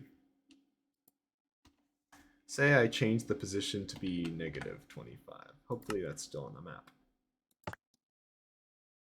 You'll see nothing happens because we already defined the key. We cannot redefine it to be something else. Oh yeah, this is the command that was supposed to do that. I just did it early. But you see, it didn't change it, even though I have a new thing entirely. Because I reused the same key, it did not change anything. You can only add keys, as far as I know. Next is a map ID. Well, we kind of just used this one, but it allows you to give yourself a filled map that uses a map ID to just basically kind of give it something. When you create a map, earlier when we were doing this one, I gave myself a filled map, but it didn't have a map ID, and therefore I cannot actually use it. When I right-click, nothing happens. But when you create a new map, it's a new map, and it has an ID. You can see the ID right there, hovering over it. And that's the ID you use when trying to replicate the map using map ID. Now if I use this, I will get the same, I'll get map 6, map I made earlier. But you can also apply colors to it, and stuff, but that's not what this is about. If you want to do map color, go back there. Next up is max damage. Next up is max damage. This allows you to set the maximum durability of an item. So this will give me a netherite pickaxe with max damage 4, which means this thing only has 4 durability. And if I start mining with it, it's gonna break super fast. God, with the bread again. Come on. It's not gonna like take over the world or something, right? Ugh. Now, other items can also take max damage. For example, Acacia Boat. It can take a max damage of 4. It won't do anything. You can, if you want, use the damage component to show that it has durability. But mining with it won't actually decrease the durability or anything. And you cannot put it on anything that has a stack size that can be stacked. Like an Acacia Boat, it can't be stacked anyway, so you can use this. But like grass blocks, iron ingot, anything that stacks more than 1, you cannot use max damage with. Next up is max stack size. This one's kind of intertwined with the last one, you'll see.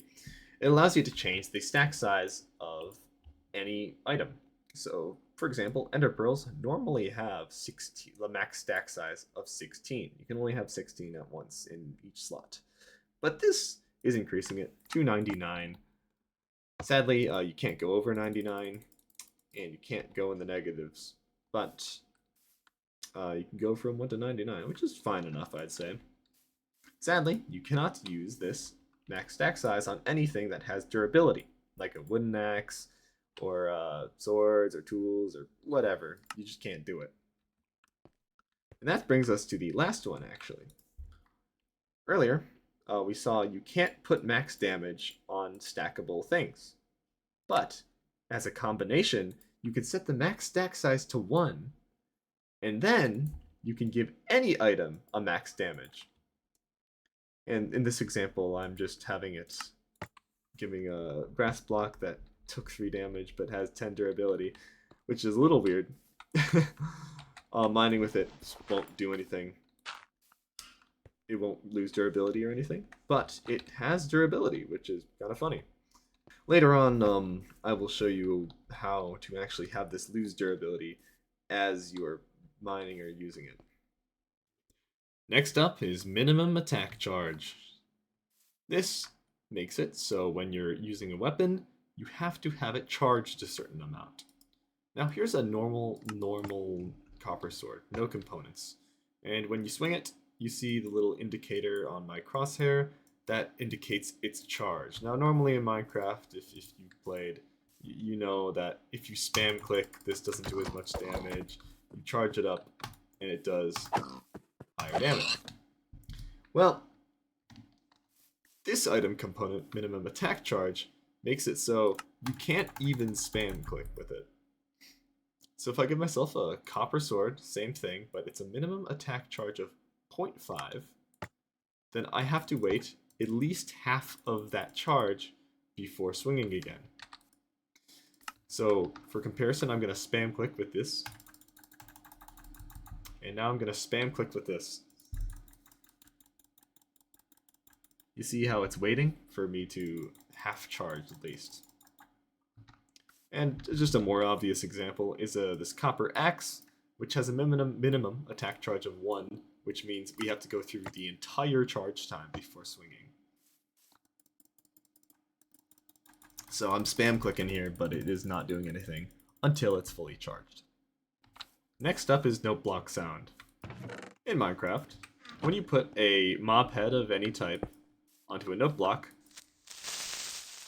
it will make that mob sound when you do that.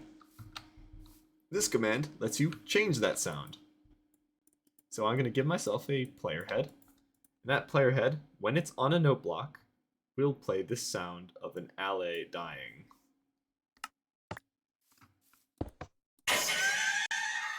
Yep. Next up is ominous bottle amplifier. This sets the amplifier of an ominous bottle, or any consumable.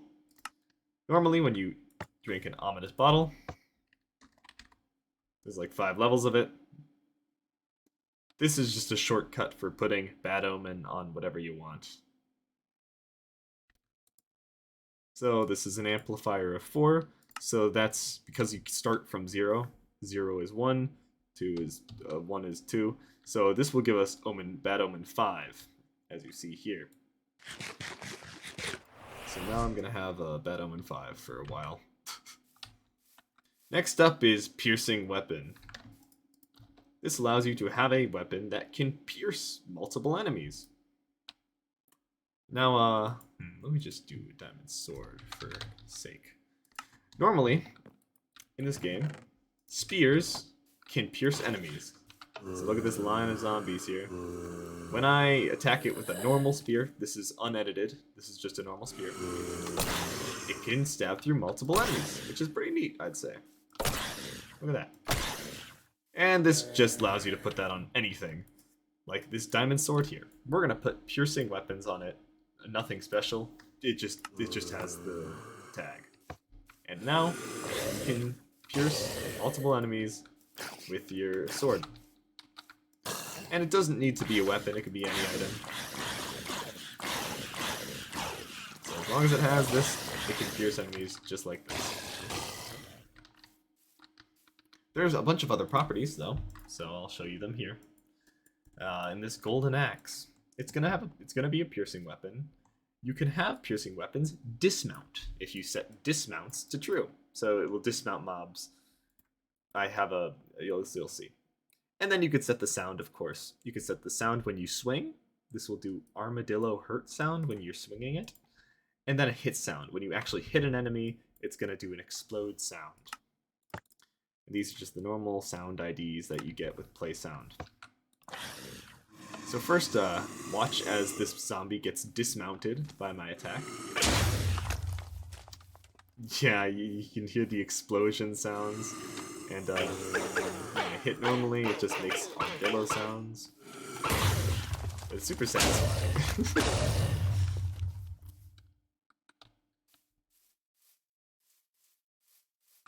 There's one more property with this, and that is deals knockback false. This one's kind of weird because when I use it with the normal golden axe diamond sword, they don't work. Not entirely sure why. I think it's because they have other components that have it deal knockback. Oh, forgot a button. But it does work on spears. So here has a diamond spear, and we're gonna. It already has piercing weapon, but we're gonna add this little deals knockback to be false. So here's a normal spear. It knocks it back like usual. Now here's the diamond spear. This one does no knockback, and so the zombies just kind of stand there as they take damage. Pretty funny. And then finally, as long as an item has this component, piercing weapons, you cannot break blocks with it in either game mode, really. Same with these diamond swords, golden axe. Can't break blocks with them anymore. Next up is pot decorations. This allows you to put pot decorations on a pot before placing.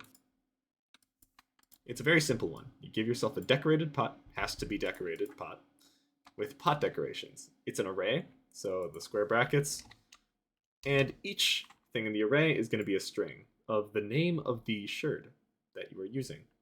So here we have Howl pottery sherd, and then brick for empty side. And we got the shelter pottery sherd, and then finally the blade pottery sherd. You can see we got our wolf, brick, sword, shelter. Yeah. They're kind of abstract. It is these things here, they're the same as the item IDs. So the little ID below the title of the item, you can see it right there. And that's about it. If you want to know the order, if you if you leave anything out, if you only put 3 in here, then it will replace the rest with brick. And there's an order to it. If it really matters what the order is to you, then you could figure it out. It's a little confusing. It kind of like goes around. So we got Howl, brick, shelter, blade. So when you place it, it will face towards you. We've got Howl, brick, shelter, blade. It's just an odd order. Next up is potion contents. This allows you to apply potion effects to basically anything. The most obvious example is potion. You give yourself a potion, and you give it the potion contents of the potion of swiftness. So this will just literally give me a potion of swiftness. It's the simplest version of this component. Is the potion tag, then the name of the potion, whether it be swiftness or jump boost or whatever other tags there are. You kind of have to figure out the names. Sometimes they're different. There's definitely more you can add to this one. In this example, we got our potion. It is leaping, and it's going to have a custom color of this number. Yet again, use a color converter online to get this number. It's fairly simple, but this number really doesn't make any sense. Don't know why they have you do this. And then you give it you can give it a custom name. Although this custom name is not a custom name. It takes from a database of names. So each potion, like the splash potion of weakness, splash potion of whatever in that, they all are in a database kind of custom names. And even though we have a leaping potion, we are going to be using the weakness potion's name. So now it says splash potion of weakness. It still has the jump boost potion effect because that's what it is. And then it has a weird funky color. Great. Now, this custom name is, as I said, is weird because if you put something that doesn't exist, like cool, it's not a name of a potion, then it will give you this weird item.minecraft splash potion .effect.cool. And that's actually the path that it uses to try and find the name of that potion kind type. I believe you can add this in with data packs. Not entirely sure, don't quote me on that. And of course, if you don't want to use the normal potion effects, you can do your own custom potion effects. I gave this one a custom name because the other one's kind of bad. And then potion contents, custom effects. And the custom effects is an array, so you can have as many effects as you want. In this one, we have poison, the ID. You have to have the ID of the potion effect, which is poison. Then you set amplifier, duration, amplifier being really amplifier. And duration is in ticks, so this is 200 ticks, which is 10 seconds. You can also hide particles from the potion if you want to. And you can hide the icon up in this corner. You can make that false if you don't want it to show up. And here we have weakness of weakness 1 for 15 seconds and ambient, which is just a way of saying the particle effects don't appear nearly as strongly. It's all of the times I mentioned effects, they're all like this kind of thing of an effect with its ID, amplifier, duration, blah, blah, blah. They're all the same. You can look it up separately. But if you look at that, you can see I don't show any. No, let me clear my previous effects so it displays better.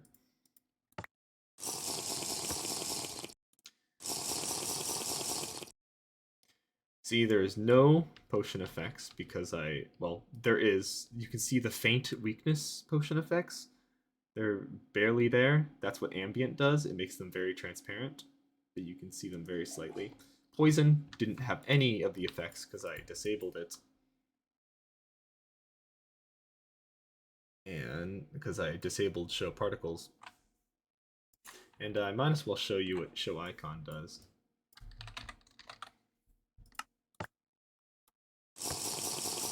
So now poison is not showing the icon even though I have it.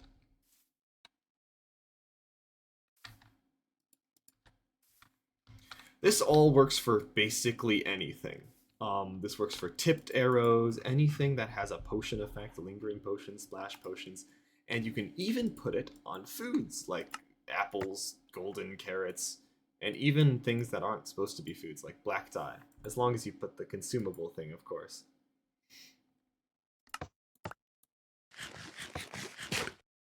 So this carrot, golden carrot, just has potion contents, so it's gonna apply the potion of night vision and also some custom effects, which are just blindness for a little bit. Yeah. And then this black dye has the consumable tag. I went over that earlier if you want to see it, which means it just means you can eat it. And then it has the custom potion effects, blindness as well. And so I'm able to eat it and get blindness from it.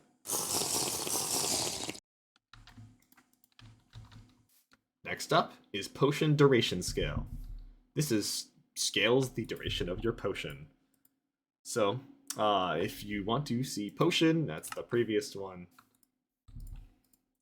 So this is a potion of swiftness to be exact. Using our potion contents component right there. And now that we have swiftness, we can add our duration scale, which we're going to set to 3. All this does is multiply the normal speed potion by 3. So here's a normal potion of swiftness. Normally lasts 3 minutes, looks like. But with a duration scale of 3, it should last 9 minutes because it's being multiplied by 3. This also works if you're doing custom effects, like our example I showed in the previous one. It has poison for 10 seconds and weakness for 15 seconds. But I'm doing potion duration scale of 2. I changed it because I wanted to. I'm doing potion duration scale of 2, and so it will last twice as long as it says it should. So the poison is now 20 seconds, weakness now 30 seconds, and it's an even sadder potion. Next up is Profile. This allows you to give yourself custom player heads. We can give ourselves a player head. The profile is set to Dr. Cosmos, which is indeed my Minecraft username. And now I have my own head. Kind of creepy. And I can even wear my own head. Look at that. Pretty funny. You can also use the UUID of a player. So if I do data get entity myself UUID, this ID right here, you can throw that in to the profile as long as you do this little ID thing as a property, and it will also fetch the right player head. Next up is provides banner patterns. This allows you to have items be these little banner pattern things. So normally, when you are making a loom, you can use these banner patterns to add custom banner patterns, and you can use this. So I'm going to give myself a feather, which doesn't do anything usually with banners, and I'm going to have it provide the banner pattern of Minecraft pattern item border indented. Good. There's I believe a list of all of the patterns are on the Minecraft wiki somewhere. If you really want to use this component. So I have some normal feathers. Oh, I should probably run the command. So here's my special feather. These are some normal feathers. So when you put a banner pattern in, usually it will give you the banner pattern to put onto your banner. Normal items you can't just put in here. But this feather is special and has that component, and therefore lets me use it to make a line border indented, which is border indented. You see right there. Same pattern. Next up, provides trim material. This allows you to use an item as an armor trim. So I'm going to give myself a copper ingot, and we're going to have it provide a trim material of diamond. So if I am to use a smithing table to put this trim on my golden chest plate, normally if I put copper, it's not diamond. And as you see, it's a diamond trim, even though I'm using a copper ingot. You can also use items like, oh, actually, no, you can't. Say you want to use an item like a blue dye for your trim material. Well, sadly, you still can't use it in this table because it has to be an ingot or a crystal if you want to put it in the smithing table. Next up is rarity. This one is completely cosmetic and gives you a little color on your item. So we're going to give ourselves some dirt, and we're going to set the rarity to epic. And look how epic this dirt is. It has purple text. That's all this does. If you want to know, there's common, common, uncommon, rare, and epic. This is a common. That's what normal items are. That's uncommon. This is rare, and that is epic. Those are the colors. Pretty self-explanatory, and doesn't really do anything else. Next up is recipes. This one is specifically for an item called the Knowledge Book. Now, if you've never heard of this item before, I don't blame you. I didn't either. But apparently, it's an item that allows you to get recipes. Let me just show you. So I'm going to remove all of my recipes. This thing. So this little book here.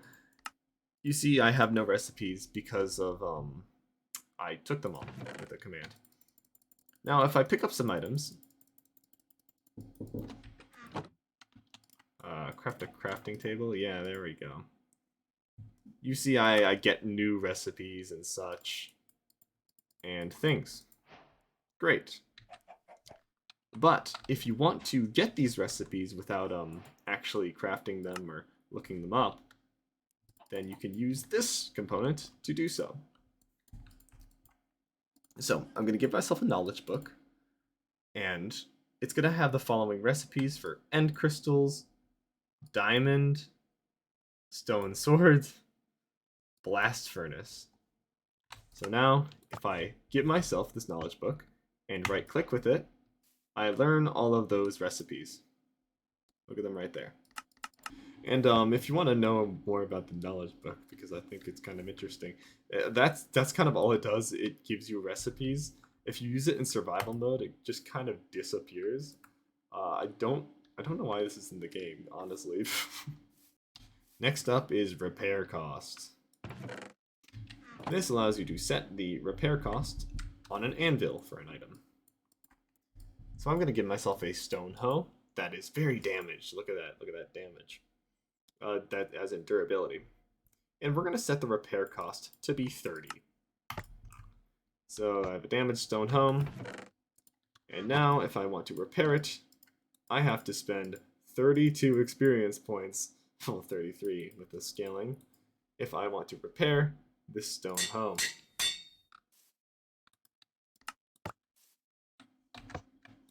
If I go in survival mode, I just don't have enough enchantments. Unfortunate. In survival mode, you can't repair things over a 40 repair cost.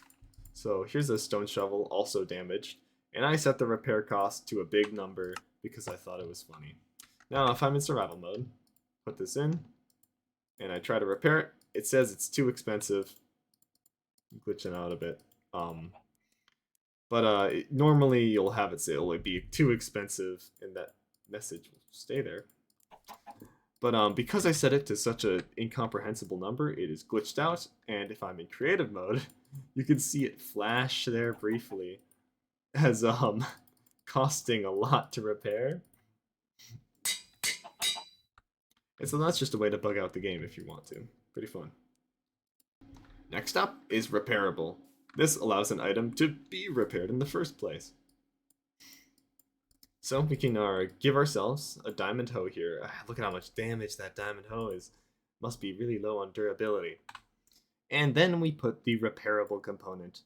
And with the repairable component, you give it an object with items. And those items can be anything you want. Put any item here, and you'll be able to repair your item with those listed items. So this diamond hoe can be repaired with snowballs and emeralds. Let's try it. Diamond hoe, snowballs, look at that. Repair it. And emeralds. Repairs it as well. However, if I try diamonds, you'll now notice diamonds can no longer repair the diamond hoe. And that's because we overwrote the repairable to not include diamonds. If you set repairable to have no items, then it's quite simple. You can't repair it. Next up is stored enchantments. This allows you to give yourself an item, an enchanted book specifically, that has stored enchantments that you can give other items inside of an anvil. So let's enchant my wooden sword, and we're going to put the enchanted book here. This enchanted book has the following stored enchantments, and that is Sharpness 1, Unbreaking 6, and Luck of the Sea 49. So that's just your normal enchanted book. And if I enchant my sword, it will have the enchantments that are on the book. Looks like Luck of the Sea broke. Quite interesting. And that's because of the limit with enchantments, which is kind of BS if you ask me, but what can you do?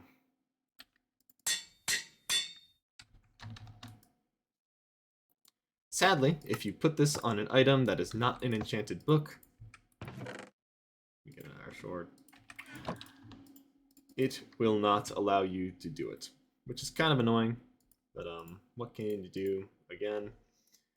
And things that are storing enchantments, like this book, do not have the enchantment. So if I were to put if I were to store knockback on the book, it wouldn't start knocking back enemies. It would just have it stored for the anvil to be used. Next up, suspicious stew effects. This allows you to give things the effects of suspicious stew. So here we have beetroot, and that beetroot is going to have the suspicious stew effects of jump boost for 180 ticks, that's 9 seconds, and then poison for 2 seconds. So now if I eat this beetroot, oh, I'm not hungry. Oh no. Now that I'm hungry, now when I eat this beetroot, it has nothing telling me what potion it has. I get the effects for the time that I specified. And as you may have noticed, this is not suspicious stew. This is a beetroot. That's because you can put this on any consumable ever, as long as it has the consumable tag or is just automatically consumable. Here we have an iron ingot, which has some custom suspicious stew effects of resistance and slowness. No description, but when I eat it, I get those effects. And if you're wondering, no, you cannot do anything other than duration. If you try and do amplifier, it won't have different amplification. You can only affect duration with this command, sadly, which is kind of annoying, honestly, in my opinion. But that's how the cookie crumbles. Next up is swing animation. This is the animation that a thing makes when you swing it. The first thing you can change with the swing animation is duration. So here we have some bamboo with a swing animation component, and we are setting the animation to have a duration of 20 ticks. That is 1 second. So now when I swing this bamboo, it takes 1 entire second for it to swing. That does not affect the cooldown of the attack. It's just a visual thing. You can also set the type of the animation. This has a type of none, which means when you swing it, it doesn't do anything. It just kind of moves slightly. And as you see, my character is just kind of wiggling, which is pretty funny. I'll show you some other types. So that's the type none. This is the type of stab. This is some more bamboo. There's me stabbing. Look at me go. Stabbing with my bamboo. And this one has a duration of 20. And then finally, oh yeah, you could set the duration to something incredibly small, like 1. And then you get like and when you set it to 1, it doesn't even like appear on your character. So I'm clicking right now, and I should be swinging, but it does not even visualize on my 2 other people, which is pretty funny because I can just kind of walk up, look at the chicken, and it dies. But sadly, there's only those 3 types of animations: none, stab, and well, technically this is of type whack. That is the name of the normal hit animation. Oh, that's a bad example. Next up is tool. This allows you to give tool properties to regular old items, like this breeze rod. Normally not a tool, but we're making it one. First, you set the default mining speed. This will be how fast it mines just with anything. And then you apply rules. Now we're going to apply to this breeze rod the blocks. You can have as many rules as you want, but this one is going to have a specifically target pickaxe blocks like stone, and also stone. And then we're going to have correct for drops, and this means that when I mine stone with it, it will drop the stone properly because it's a pickaxe. So normally when I mine one with my fists,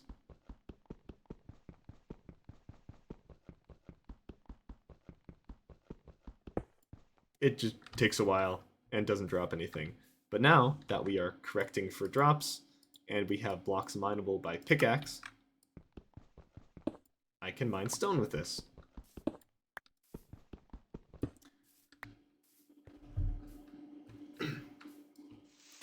And by default, because the default mining speed is 2, this breeze rod will also mine any block twice as fast as I would. So in survival mode, it takes me that long to mine dirt, and it takes me much quicker to mine dirt with the breeze rod. And same goes for the stone, but it's also supposed to mine that, so.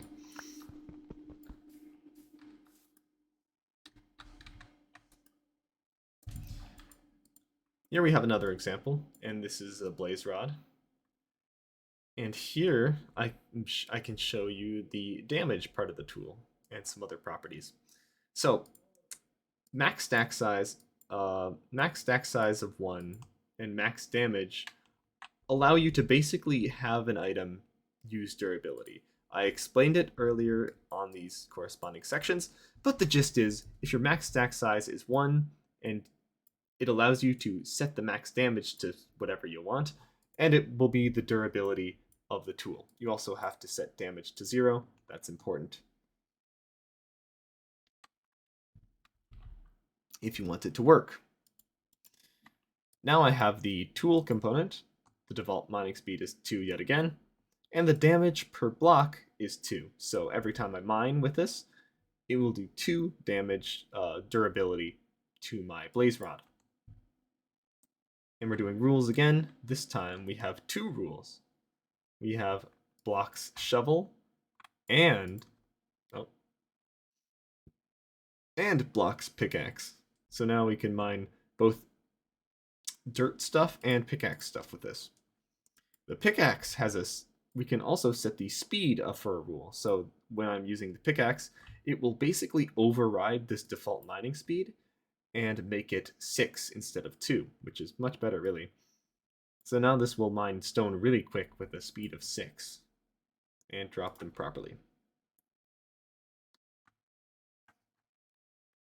The shovel, however, will have a speed of 0.2, so mining dirt with this is actually slower. Now I can show you. So by default, this mines faster than my fists. Oh, actually not with that.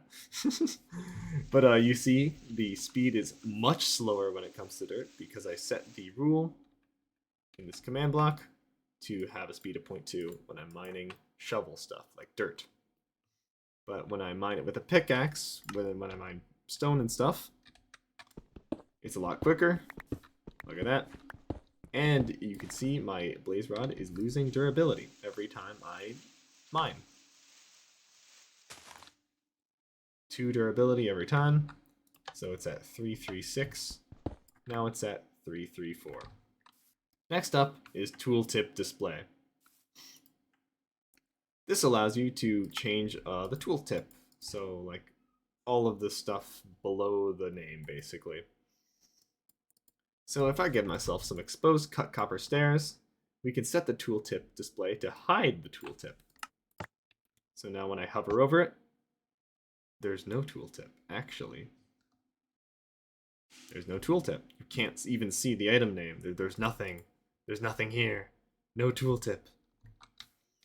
Which is kind of cursed, honestly. And say we have a potion too. Like say we have a potion. You can look back at potion contents, but basically this is just a swiftness potion. And we want to hide what it is. So we're going to use tooltip display, and we are going to use hidden components, specifically targeting potion contents. This will hide all of the display components for that component. So normally, let me just get a swiftness potion for you. The potion, this potion contents component will add a big description below your potion. Like the speed for 3 minutes when applied, plus 20% speed, all of that jazz. But we don't want that, so we're going to hide that specific potion contents component and it will just say Potion of Swiftness. It won't even tell what effects it has. For all I know, this could be not swiftness at all. And this goes for any other component I could ever show. Ever. So this golden sword here has will be hiding the components of enchantments and item name, interestingly enough. So it will hide all the enchantments it has, which I've used a component to add sharpness 30 to the sword. And it will also hide the item name, according to this. So hovering over it, you see no enchantments, but sadly, the item name is still there. So you can't hide all components with this. There's some exceptions like item name, and I believe a couple others. I don't know. But despite not showing that it has sharpness 30, it still definitely has it. And it still has the enchantment glint as well. Next up, tooltip style. This allows you to set the tooltip style of your item. So here's a normal tooltip. You can see the background has like a dark blue purplish kind of thing, and it's transparent. You can see through it. And that's your tooltip style. And if you have a resource pack, you can put it on a namespace and use it. But since I don't have resource packs, and I already said not doing those, I put a random name that doesn't exist. So now, when I hover over this exposed cut copper stairs, you'll see it has a missing texture because the tooltip style of Minecraft name doesn't exist. This is basically a resource pack thing. You can make tooltip styles, put them somewhere. I found a tutorial. I'll link it right below this on the timetable thing so you can see how to do this. Next up is trim. This allows you to put armor trims on your armor, like any of these things. So I'm giving myself some iron leggings. With the trim component, I have to define the pattern to be Wayfinder in this case, and then the material is going to be emerald. Bada bing, bada boom. Have some pants with the Wayfinder armor trim with the emerald material. As far as I can tell, all of these pattern names are the same name as the ones on here. So if you look at the ID of them, you can see right before underscore armor trim smithing table template, it says Wayfinder, Dune, Coast, Wild. Just use that, put it in here, and then set the material to any of the valid materials, and you should be good to go. Next up is unbreakable. This allows you to have an item that's unbreakable. So I'm going to give myself a wooden shovel that has unbreakable. And there's nothing you put in this. It just makes it unbreakable. There's nothing else to it, really. So if I go into survival mode and start breaking this dirt, it won't lose any durability. And, what the heck? I didn't put this here. Run. Why would I run? What is that? What the heck? Oh shoot! The lore! I forgot about the lore! The bread's gonna take over the world!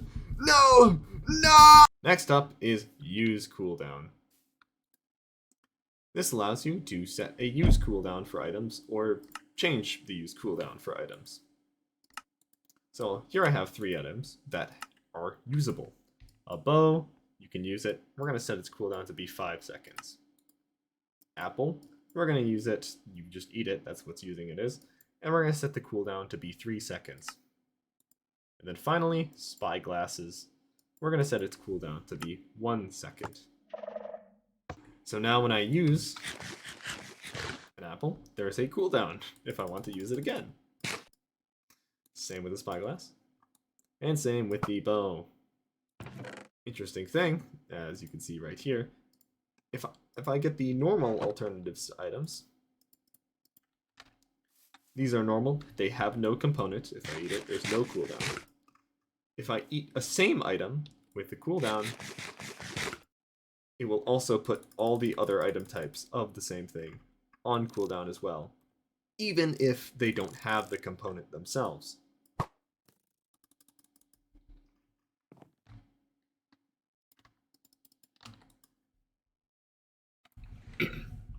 You can also set a cooldown group instead.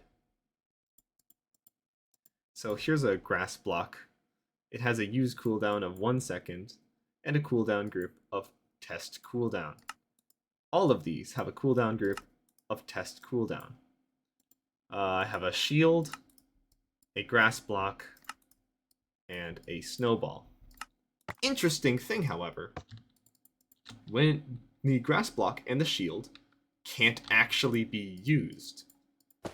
Even if I block with the shield, this doesn't count as using it for the purpose of this cooldown. Same with the grass block. When I place it, there's no cooldown.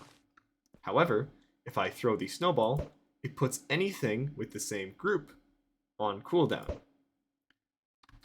So, because they're all in the same cooldown group, they all follow the same cooldown. But the interesting part is, even though these don't use the cooldown, while I'm on cooldown, I cannot use the item. I'm trying to block with the shield, but it only works once the cooldown's over. Same with grass block. I can't place it until the cooldown's over. Which is pretty neat, I thought.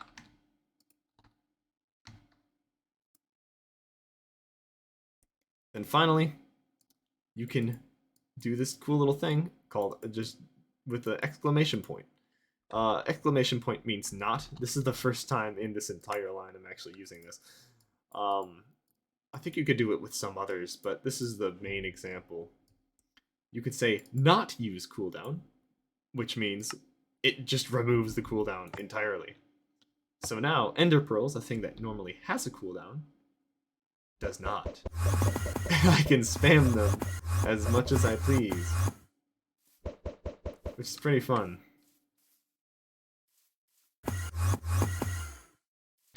Next up is use effects. This one is an interesting one, actually. It allows you to change how your character acts when using an item. So, you know, when you're using a bow, you slow down, and you can't sprint anymore, and it's really slow and everything. Well, this allows you to change that. We're gonna give ourselves a bow, but it's gonna have some use effects. Can sprint will be true, so now I can sprint and pull a bow at the same time.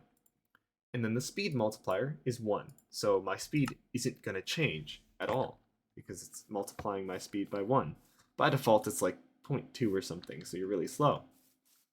So now, I can run around with my bow at full speed, I can sprint and everything, but I can still charge it up while doing so, which is pretty fun. Ah, yes, I destroyed the skulk sensor. Welcome back, skulk sensor. You're incredibly annoying.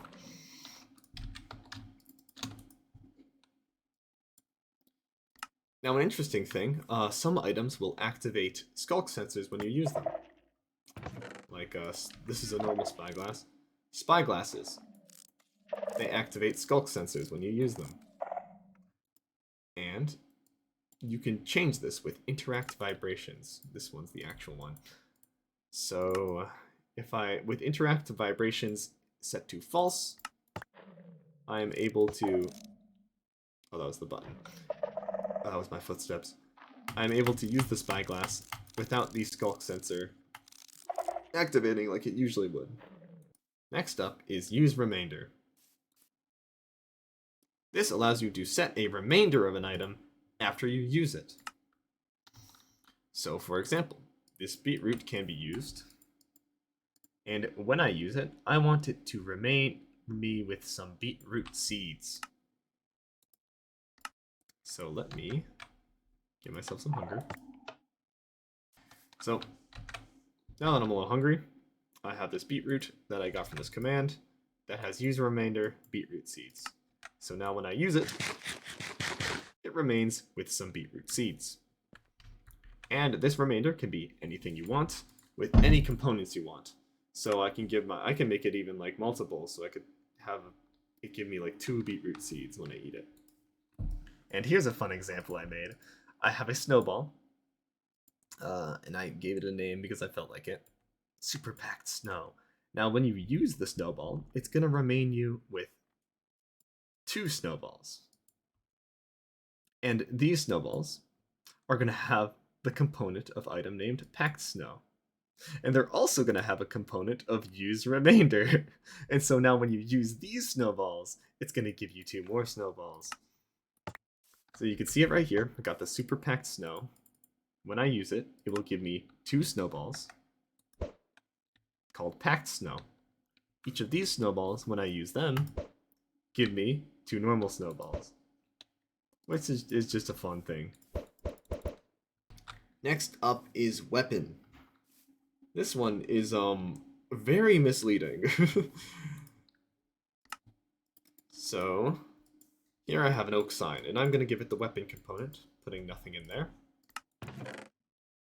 But I'm also going to do this other thing. Max stack size 1, damage 0, max damage 20. These 3 components together, I've explained it before, because I'm so far through this thing. But it allows you to have durability for your weapon. Basically, this is making the sign so it has 20 durability. You can only stack it once. You need these 2 together. And then it starts with 0 damage. This is surprisingly needed. But it's also going to be a weapon. And weapon doesn't actually like change damage or anything. All it does is make it when you hit an enemy, it loses durability. It's kind of boring, honestly. But you can see I'm hitting the zombie. Sign's losing durability because of the weapon component.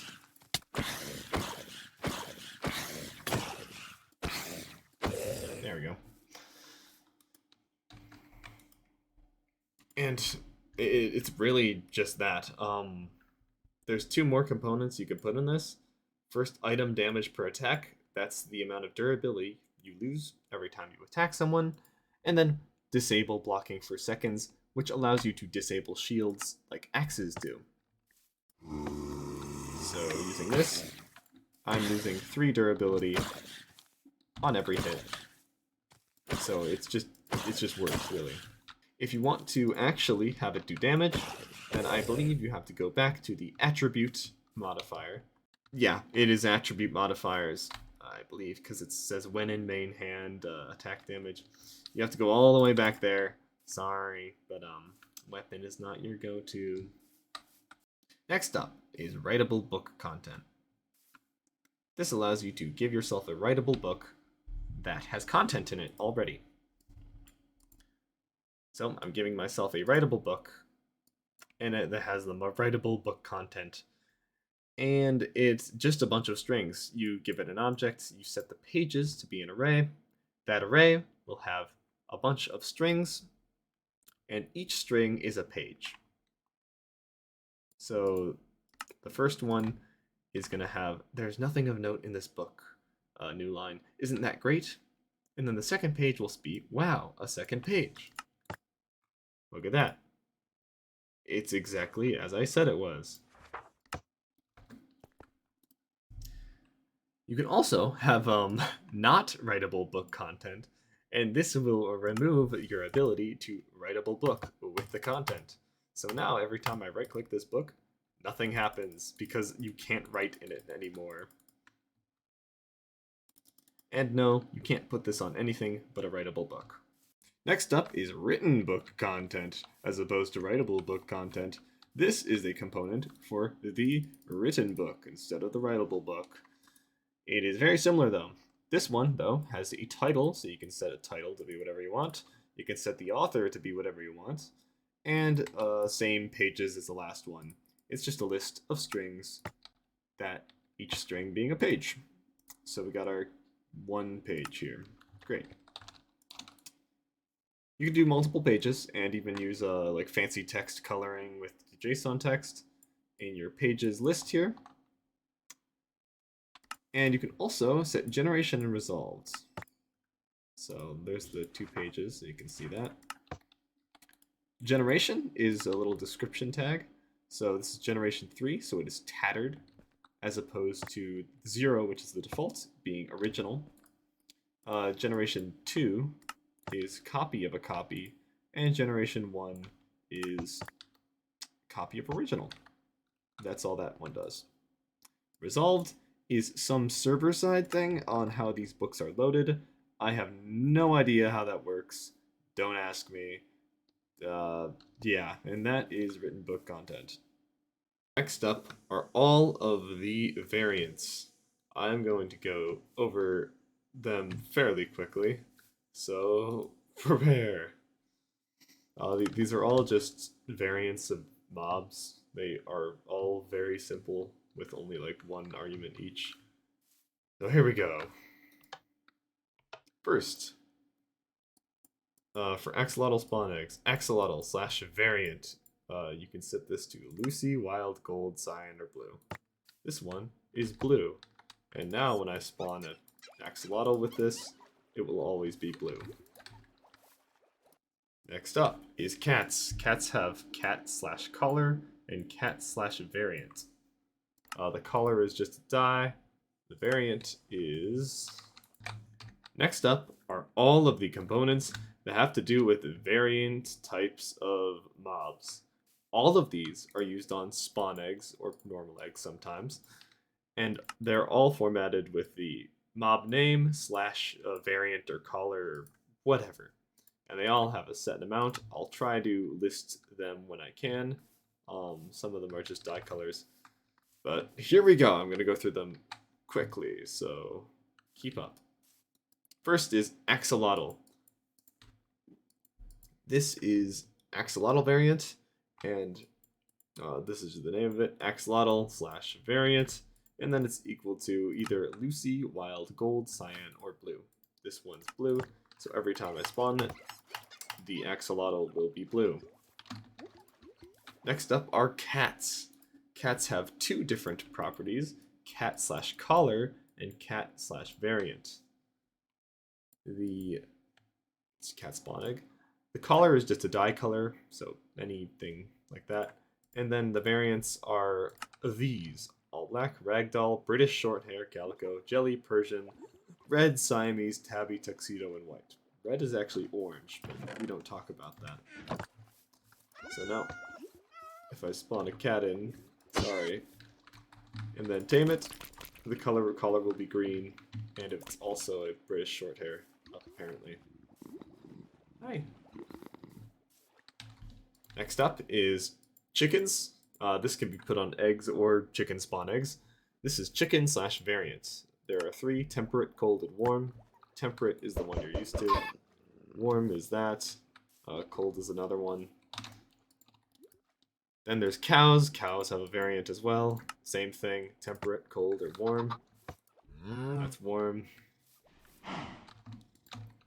Foxes have a fox variant, which can either be red or snow.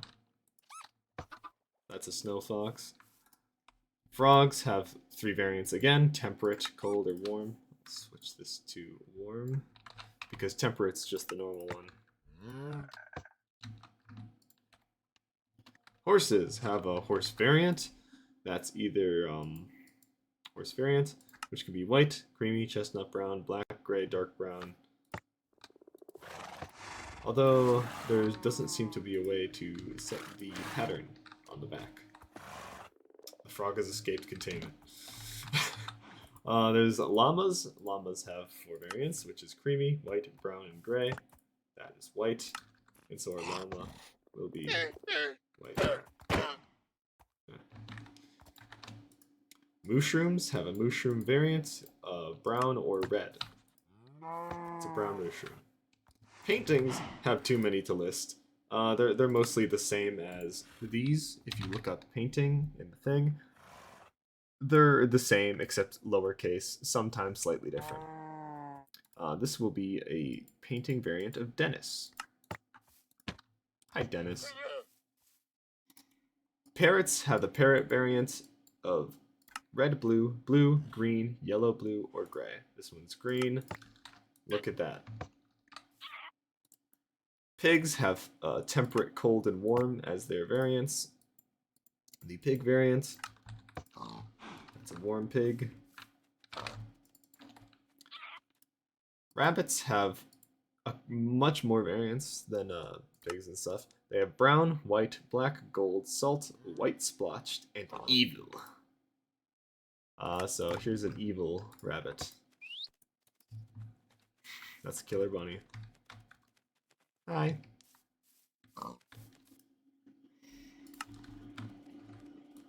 Salmon have a salmon size, which can be small, medium, or large. There's some large salmon that are dying. Sheep, you can set the sheep color to be whatever dye color you want. That's a green sheep. Same with shulkers, they have shulker color, which you can set to any of the dye colors. Oh boy, tropical fish have 3 different ones. First is the pattern, which is what I'll get. The tropical fish / pattern, which can either be cob, sunstreak, snooper, dasher, brinely, spotty, flopper, stripey, glitter, blockfish, betty, and clayfish. Then it's base color. Tropical fish / base color is a dye color. Tropical fish / pattern color is another dye color, giving you the fish, tropical fish you so desire.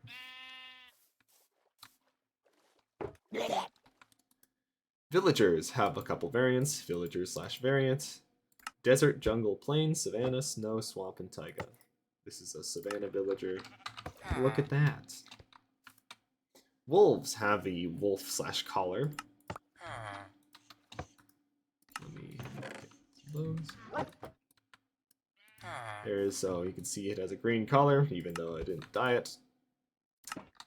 Then wolves also have a wolf sound variant, so the wolves can sound different, and we can set that to either angry, big, cute, classic, grumpy, puglin, or sad. So this is a big wolf, if they made noise. That's a very odd noise. And then finally, the wolf variants are ashen, black, chestnut, pale, rusty, snowy, spotted, striped, and woods. This is rusty. Yeah, hear that? That's different. And that, my friends, is all of the godforsaken item components in Minecraft. I hope you enjoyed the video. It took a lot of work to make all of this and then record all of it. Like and subscribe, I guess. Or I hope you found this useful. I don't know if anyone's actually going to be at the end of the video because well, I'd imagine you just go to the command you want to know, but if you went through the entire thing, good for you, I guess. Don't know why you did that to yourself, but now you know how to use all of the item components vaguely in Minecraft.